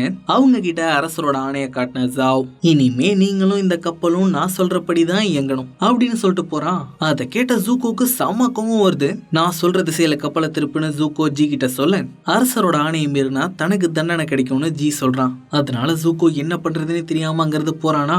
ஏன்பா ஜி நீங்களே உங்க இளவரசனை கைவிடலாமா அப்படின்னு பெரியப்பூ கேக்குறாரு. இளவரசர் எங்களை எவ்வளவு மோசமா நடத்திருக்காருன்னு உங்களுக்கே தெரியும்ல தளபதி ஆயிரும். பொண்டாட்டி புள்ள குட்டின்னு எல்லாரையும் விட்டுட்டு வந்து 3 வருஷமா அவர் பின்னாடி அவதார தேடி அலைஞ்சிட்டு இருக்கோம். ஆனா அவர் அந்த தியாகத்தை என்னைக்குமே புரிஞ்சுக்கிட்டது இல்ல அப்படின்னு ஜி சொல்றான். நீ சொல்றியே தியாகம், அதுக்கான அர்த்தம் நம்ம எல்லாரையும் விட அவனுக்கு தாண்டா தம்பி நல்லா தெரியும் அப்படின்னு பெரியப்ப சொல்லிட்டு போறாரு. ஜிக்கு ஒண்ணுமே புரியல. அதே நேரம் ஆங் இதுக்கு முன்னாடி சண்டை போட்ட ஒரு இடத்துல இருந்து அவனோட கிழிஞ்ச துணியை எடுத்த ஜூன் நைலான் கிட்ட அதை மோப்பம் பிடிக்க விட்டு ஆங்க தேடி கிளம்புறா. அந்த சமயத்துலதான் ஆங் அவதார் ரோக்கோட கோயிலுக்கு வந்து சேர்றான். அங்க இருந்த சாமியாருங்களுக்கு ஒரு வணக்கத்தை போட்டு தான் அவதார்னு சொல்லி ரோக்கோட சிலை கிட்ட போறதுக்கு அவங்க கிட்ட உதவி கேட்கிறான். சாமியாருங்க அவனை துரத்த ஆரம்பிச்சிடறானுங்க. ஆஹா இந்த நாட்டுல சாமியாருங்க கூட கொலகாரனுங்களா இருக்கானுங்களே அப்படின்னு ஆங் தெரிச்சு ஓடுறானா. ஏன் கூட வாங்க அவதார்னு ஆங்க இழுத்த ஒரு குட்டி சாமியார் ஒரு ரகசிய வழியில ரோக்கோட சிலை கிட்ட ஆங்க அழைச்சிட்டு போறாரு. அங்க அவதார் ரோக்குக்கு சொந்தமான பல கலை பொருட்கள் இருக்குங்க. இந்த சாமியார்கள்லாம் அவதாருக்கு உதவணுங்கிற அவங்களோட மார்க்கத்தை மறந்து அரசரோட அடிமைகள் ஆயிட்டாங்க அப்படின்னு அந்த குட்டி சாமியார் சொல்ல ஆங் அவதார் ரோக்கு கிட்ட பேசுறதுக்காக இங்க வந்திருக்கிறதா சொல்றான். அப்ப அந்த சாமியாருங்க கருவறை கதவை போட்டு தட்டுறானுங்களா. நான் போய் உங்களை சமாளிக்கிறேன், அதுக்குள்ள நீங்க சீக்கிரமா வந்த வேலையை முடிங்க அப்படின்னு சொல்லிட்டு அந்த குட்டி சாமியார் வெளியே போயிடுறாரு. அங்க இருந்த சாமியாருங்க கிட்ட அவங்க அவதாருக்கு உதவி செய்யணும்னு எவ்வளவோ சொல்றாரு. ஆனாலும் அவனுங்க கேட்கிற மாதிரியே இல்ல. அதனால அவங்க கூட சண்டை போட வேண்டியதாயிடுது. இவங்க இங்க சண்டை போட்டுட்டு இருக்கிற நேரத்துல தியானம் மூலமா ரோக்குவை ஆங் தொடர்பு கொண்டுடுறாங்க. வாடா குட்டி பையா, நீ முதல்ல என்ன பார்க்க தான் வருவேன்னு நினைச்சேன், ஆனா அந்த வரப்பா இருக்கிற கியோஷிய பார்க்க போயிட்டேன் அப்படின்னு ரோக்கு கியோஷி மாதிரியே நடிச்சு நகைச்சுவை பண்றாரு. என்ன இவரு சரியான குறும்புக்கார அவதாரா இருக்காருன்னு ஆங் பேந்த முடிச்சிட்டு இருக்கானா. எல்லா அவதார்களுக்கும் வெவ்வேறு குணாதிசயங்கள் இருக்கும்டா குட்டி பையா அப்படின்னு ரோக்கு சொல்றாரு. அப்பனா நானும் என்னோட வழியிலேயே அமைதி மூலமா பிரச்சனையை சரி பண்ணலாமா? பண்ணலாமே, ஆனா அது ரொம்ப கஷ்டம் அப்படின்னு ரோக்கு சொல்ல ஆன்ம உலகத்துல நடந்த விஷயங்களை சொன்னேன். கோ கிட்ட இருந்து அப்படி எந்த பொருளை எடுத்துட்டு வந்தீங்கன்னு கேக்குறான். கோவோட அம்மா தான் இந்த உலகத்துல இருக்கிற எல்லாருக்கும் முகங்களை கொடுக்கிற முகங்களின் தாய். அவங்களாலதான் எல்லாருக்கும் தனித்தனி அடையாளங்கள் இருக்கு. ஆனா அந்த அடையாளமான முகங்களை திருடுறதுதான் கோவோட வேலையே. அதனாலதான் அவன் கிட்ட இருந்த முகங்களின் தாயோட சிலையை நான் தூக்கிட்டு வந்துட்டேன் அப்படின்னு ரோக்கு சொல்றாரா. அப்பதான் அந்த சிலையை கொஞ்ச நேரத்துக்கு முன்னாடி முன்னாடி இங்க பார்த்தது ஆங்குக்கு ஞாபகம் வருது. நான் அதை எடுத்துட்டு போய் உடனே என்னோட நண்பர்களை காப்பாத்துறேன் அப்படின்னு ஆங் சொல்றான். அவதாருக்கு அவங்களோட நண்பர்கள் ஒரு பலவீனம் ஆங், அவங்க கிட்ட கொஞ்சம் ஜாக்கிரதையாயிரு அப்படின்னு ரோக்கு சோசின மனசுல வச்சுட்டு சொல்றாரு. என்னடா இவர் இப்படி சொல்றாருன்னு யோசிச்சுக்கிட்டே வெளியே வந்தாங்க. அந்த சிலையை எடுத்துக்கிட்டு மெல்லமா கருவறை கதவை திறக்கிறான். அங்க சாமியார்கள் எல்லாரும் உறைஞ்சு போய் கீழே கிடக்காங்க. என்னடா இதுன்னு ஆங் யோசிச்சுட்டு இருக்கும் போதே நைலானவனை நக்கிடுதா. அவனும் அவங்கள மாதிரியே மட்டையாயிடுறான். ஜூன் அவனை கட்டி தூக்கிட்டு வந்துடுறா. கொஞ்ச நேரத்துல சுயநனவுக்கு வந்தேன். ஏமா அப்படி பண்ற, என் நண்பர்கள் ஆபத்துல இருக்காங்கம்மா, நான் போய் அவங்களை காப்பாத்தணும் அப்படின்னு அவகிட்ட கெஞ்சிக்கிட்டு இருக்கான். அப்ப சரியா பெரியப்பாவும் ஜூக்கும் அங்க வந்துடுறாங்க. வேலையை நல்லபடியா முடிச்சதுக்கான காசை பெரியப்பா கொடுக்குறாரா. ஜூன் அவங்களுக்கு டாட்டா கட்டிட்டு கிளம்பிடுறா. 2 பேரும் அங்க வண்டியில தூக்கி போட்டுக்கிட்டு அங்க இருந்து கிளம்பிடுறாங்க. அவ்வளவுதான், அவதார் கையில சிக்கிட்டான்னு போயிட்டு இருந்தா திடுதுப்புன்னு தளபதி ஜாவும் ஆளுங்களோட வண்டியை சுத்து போட்டுடுறான். பாத்தீங்களா, என்கிட்ட கூட சொல்லாம இவ்வளவு பெரிய வேலையை பார்த்திருக்கீங்க, இனிமே நான் இவனை அழைச்சிட்டு போய்க்கிறேன் அப்படின்னு சொல்றான். யாருக்கிட்டடா உன் வேலையை காட்டுறான்னு ஜூக்கு ஒத்துடுறானா. புதுசா வந்திருக்கிற வில் வீரர்கள் பெரியப்பா குடிமி மேலேயே குறி வச்சு அடிக்கிறாங்க. பாத்தீங்களா, நான் சும்மா கண்ணை காட்டினா போதும் குறி வச்சு சோழிய முடிச்சிருவாங்க. அதனால அமைதியா வண்டியை விட்டு கீழே இறங்குங்க அப்படின்னு 2 பேரையும் வண்டியில இருந்து இறக்கி விட்டுட்டு வண்டியோட அங்க அழைச்சிக்கிட்டு கிளம்புறான். அவனை இப்ப எங்க அழைச்சிட்டு போற ஜாவ் இன்னைக்கு ராத்திரி பாகுவாய் கோட்டையில தங்கிட்டு நாளைக்கு தலைநகரத்துக்கு போய் அவதார அரசர்கிட்ட ஒப்படைச்சிருவேன் அப்படின்னு சொல்லிட்டு போறான். அவனும் அவனோட ஆளுங்களை அவங்க இருந்து போனோன்னு நான் இன்னைக்கு ராத்திரியே கோட்டைக்கு போய் அவதார தூக்கிட்டு வந்துடுறேன் அப்படின்னு ஜூக்கோ சொல்றான். வேணான்னு பெரியப்பா தடுக்கிறாரு. போகுவாய் நெருப்பு தேசத்துல இருக்கிற கோட்டை ஜூக்கோ, அங்க நீ போய் அவதார தூக்கிட்டு வந்தனா உன்னை தேச துரோகின்னு முத்திர குத்திடுவாங்க. இந்த ஜாவ் அல்லக்கை நினைச்சா அவன் ரொம்ப ஆபத்தானவனா இருக்கான். அவன் அசர நேரமா பார்த்துதான் அவனை செய்யணும். அதனால கொஞ்ச நேரத்துக்கு பொறுமையாரு அப்படின்னு பெரியப்பா அவனை சமாதானப்படுத்த பாக்குறாரா. ஆனா கைக்கு கிடைச்சவனை மறுபடியும் தவற விட்டுட்டேனேன்னு ஜூக்கோ செம்ம காண்டாகிறான். அதுக்கப்புறம் ஆங்க பஹாய் சிறையில கொண்டாந்து கட்டி வச்சிடறானுங்க. இப்ப நடந்தது இனி நடக்க போறது எல்லாத்தையும் வரலாறா எழுதணும்னு நடக்கிற எல்லாத்தையும் எழுதிக்க சொல்லி ஜாவ் ஒருத்தனை கூடவே கூட்டிட்டு வரான். அவங்கிட்ட என்ன கொல்ல போறீங்களான்னு ஆங் கேக்குறானா. உன்னை கொன்னுட்டோம்னா நீ மறுபடியும் பொறப்பாவத்தார், அதுக்கப்புறம் நாங்க மறுபடியும் உன்னை தேடி அலையணும், அதனால உன்னை சாக விடாம சிறையிலே வச்சிருப்போம் அப்படின்னு ஜாவ் சொல்றான். அப்ப அவன் இனிமே நம்மள ஒண்ணும் பண்ண மாட்டான் போலயே அப்படின்னு ஆங் ஊதிய ஜாவை தூக்கி அடிச்சிடறான். கீழே விழுந்தாலும் மீசையில மண் ஓட்டலன்னு சமாளிச்சுக்கிட்டே வெளியே வந்த ஜாவ் அவதார புடிச்சு வச்சிருக்கிற சந்தோஷத்தை அவனோட வீரர்கள் எல்லாரையும் கொண்டாட சொல்றான். அதுக்காக பெரிய விருந்தையே தயார் பண்ணிருக்கானாம்ப்பா. கொஞ்ச நேரத்துல அந்த விருந்து ஒரு வண்டியில வருது. அதுல தொத்திக்கிட்டே முகமூடி போட்ட ஒருத்தன் எல்லா மதிலையும் தாண்டி உள்ள வந்துடுறான். வீரர்கள்லாம் சாப்பாடு எடுத்துக்கிட்டு இருந்த கேப்ல பாதாள சாக்கடை வழியா உள்ள புந்தவன் சிறையில காவலுக்கு இருந்த வீரர்கள் எல்லாரையும் அடிச்சு போட்டுட்டு அவனோட வாள்களால ஆங்கோட சங்கிலியை அறுத்து அவனை காப்பாத்திட்டான். யோ யார் யா நீ, என்ன ஏன் காப்பாத்துன அப்படின்னு ஆங் கேக்குற எதுக்குமே பதில் சொல்லாம அவன் வாயை மூடிக்கிட்டே இருக்காங்க. எப்படியோ தப்பிச்சா போதும் அப்படின்னு சொல்லி ஆங்கோ அவன் கூட அங்கிருந்து தப்பிச்சிடறான். இந்த பாரு, நான் தான் பெருசா சண்டை போட்டு அவதார புடிச்சிட்டேன்னு நல்லா பில்டப் பண்ணி எழுதணும் அப்படின்னு சொல்லிக்கிட்டே ஜாவ் திரும்பவும் சிறைக்கு வரான். அப்பதான் அவதார் தப்பிச்சிருக்கிற விஷயமே அவனுக்கு தெரியுது. உடனே வெளியே வந்து அவதார் தப்பிச்சிட்டான்டான்னு கத்தன். ஆங்கோ அந்த முகமடி போட்டவனும் சோர் மேல ஏறிட்டு இருக்கிறத வீரர்கள் பாத்துட்டாங்க. அதோட அவனுங்க 2 பேரையும் சுத்தி வளைச்சு பிடிக்க பாக்குறானுங்க. ஆனா 2 பேரும் சேர்ந்து அவனுங்களை அடிச்சு தூக்கிடுறானுங்க. அப்ப சில பேர் ஏணிய போட்டு மதில் மேல ஏற பாக்குறானுங்களா. அவனுங்களை கவுத்து விட்டுட்டு அந்த ஏணிய வச்சு அடுத்த கட்ட மதிலையும் தாண்டி கடைசியா இருக்கிற மதில தாண்ட பாக்குறானுங்க. ஆனா அதுக்குள்ள அங்க இருந்தவனுங்க ஏணிய உடைச்சு விட்டுறானுங்க. மறுபடியும் 2 பேரையும் எல்லாரும் சுத்தி வளைச்சிடறானுங்களா. இந்த ஜாவ் பையன் சும்மா இருக்காம அந்த அவதார் எனக்கு உயிரோட வேணும்டான்னு அவனுங்க கிட்ட சொல்றான். ஓ அப்படியா சங்கதி அப்படின்னு அந்த முகமுடி ஆங்கோட கழுத்துல கத்திய வச்சு லைட்டா கீறிடுறான். கில்லிப்படம் முத்துப்பாண்டியோட நிலைமைக்கு வந்த ஜாவ் வேற வழியே இல்லாம அவனுங்களை கதவை திறந்து வெளியே அனுப்பிடுறான். அவங்க கொஞ்சம் தூரம் போயிட்டு இருக்கும் போதே அவங்க கிட்ட இந்த வில்லாளி கிட்ட முகமுடிய மட்டும் குறி வச்சு தாக்க சொல்றான். அவளும் குறி வச்சு முகமுடி அடிச்சிடுறான். அவ அடிச்ச அடியில முகமுடி திருப்பி விட்டு அவன் கீழே விழுந்து வாங்கிடுறான். ஆனா அவன் முகமுடி உறுதியா இருந்ததுனால பெருசா காயம் எதுவும் ஏற்படல. உடனே ஆங் சுத்தியும் புழுதியை கிளப்பி விட்டு எங்க இருக்கோன்னே தெரியாத மாதிரி பண்ணிடுறானா. அவளால அதுக்கு மேல அம்பைய முடியல. இப்படி உசுர பணைய வச்சு நம்மள யாரா காப்பாத்துனதுன்னு பார்த்தா அது ஜூக்கோ. நீயாடா என்ன காப்பாத்துனன்னு ஆங்குக்கே ஒரே அதிர்ச்சியா இருக்குது. அப்ப அந்த ஜாவோட வீரர்கள் இவங்களை பிடிக்கிறதுக்காக ஓடி வந்துட்டு இருக்கானுங்க. ஜூக்கோ அவனுங்க கிட்ட மாட்டிக்க கூடாதுன்னு ஆங் அவனை தூக்கிட்டு போயிடுறான். இந்த வீரர்கள் எல்லாம் காட்டுக்குள்ள தேடிட்டு இருக்கிற நேரத்துல ஒரு பெரிய மரத்து மேல இருந்த சின்ன வீட்டுக்குள்ள ஜூகோவை தூக்கிட்டு போய் ஆங் மறைச்சு வச்சிடுறான். கொஞ்ச நேரத்துல ஜூகோவுக்கும் நினைவு திரும்பிடுது. நீ ரொம்ப மோசமானவன் நினைச்சேன், ஆனா நீ நல்லா வந்தான்ப்பா. அதோட நீ எழுதின புத்தகம் மட்டும் இல்லனா என்னால இவ்வளவு தூரம் வந்திருக்கவே முடியாது தெரியுமா. ஆனா எதுக்காக நீ என்னை விடாம துரத்திக்கிட்டு இருக்க? ஏன்னா உன்னை பிடிச்சாதான் என்னால வீட்டுக்கு திரும்ப போக முடியும் அப்படின்னு சொல்லிக்கிட்டே ஜூக்கோ ஆங்க பிடிக்க பாக்க அவன் அடிச்சு மட்டையாக்கின. அவன் கண்டிப்பா ஒரு படகுல தான் இங்க வந்திருப்பான்னு அந்த படகை கண்டுபிடிச்சு அதுல கொண்டாந்து கொண்டாந்து ஜூக்கோவை போட்டுடுறான். கொஞ்ச நேரத்துல ஜூக்கோ மறுபடியும் மயக்க தெளிச்சு எந்திரிக்கிறானா. ஒருவேளை 100 வருஷத்துக்கு முன்னாடி நீ பிறந்திருந்தனா நீயும் நானும் நல்ல நண்பர்களா இருந்திருப்போமோ என்னவோ அப்படின்னு ஆங் சொல்லிட்டு இருக்கான். ஜூக்கோ அவனை மறுபடியும் பிடிக்க பார்த்ததுனால ஆங் ஒரே தவா தவி படகை மறுபடியும் தண்ணியில தள்ளி விட்டுட்டான். ஜூக்கோ ஏற்கனவே ரொம்ப சோர்வா இருந்ததுனால அதுக்கு மேல எந்த ஒரு முயற்சியுமே பண்ணல. இன்னொரு பக்கம் கப்பல்ல பெரியப்பு ஜூக்கோ எங்க போனா என்ன தெரியாம பயத்துல காத்துக்கிட்டு இருக்காரு. அப்ப அங்க வந்த ஜி, இளவரசர் வந்தா நான் அவங்கள கூப்பிடுறேன் தளபதி, அது வரைக்கும் நீங்க உள்ள போய் ஓய்விடுங்க அப்படின்னு சொல்றான். இல்லப்பா இருக்கட்டும் அப்படின்னு சொன்ன பெரியப்பு எதனால ஜூக்கோ எல்லார்கிட்டையும் இவ்வளோ கடுமையா நடந்துக்கிறாங்கிறதையும் எதுக்காக அவதார பிடிச்சே ஆகணும்னு இவ்வளோ வெறியோட இருக்கான்றதையும் ஜி கிட்ட சொல்றாரு. ஜூக்கோ சின்ன வயசுலலாம் அவன் அம்மா மாதிரியே ரொம்ப மென்மையானவனாகவும் நல்லவனாகவும் தான் இருந்திருக்கான். ஒரு நாள் ஜூக்கோவை அரசவைக்கு வர சொன்ன ஓசாய் அடுத்து அவங்க பூமி தேசத்து மேல படையெடுக்க போற திட்டத்தை சொல்லி அந்த தாக்குதலை எப்படி பண்ணலான்னு ஜூக்கோ கிட்ட கேக்குறான். ஜூக்கோவும் நிறைய வழிகளை சொல்றான். அது எல்லாத்தையும் புவி தேசத்து வீரர்கள் எப்படியெல்லாம் தோக்கடிப்பாங்கன்னு ஓசாய் சொல்றான். ஒரு கட்டத்துல தன்னோட வீரர்கள் பாதிக்கப்படாம ஜூக்கோவால எதையுமே யோசிக்க முடியல.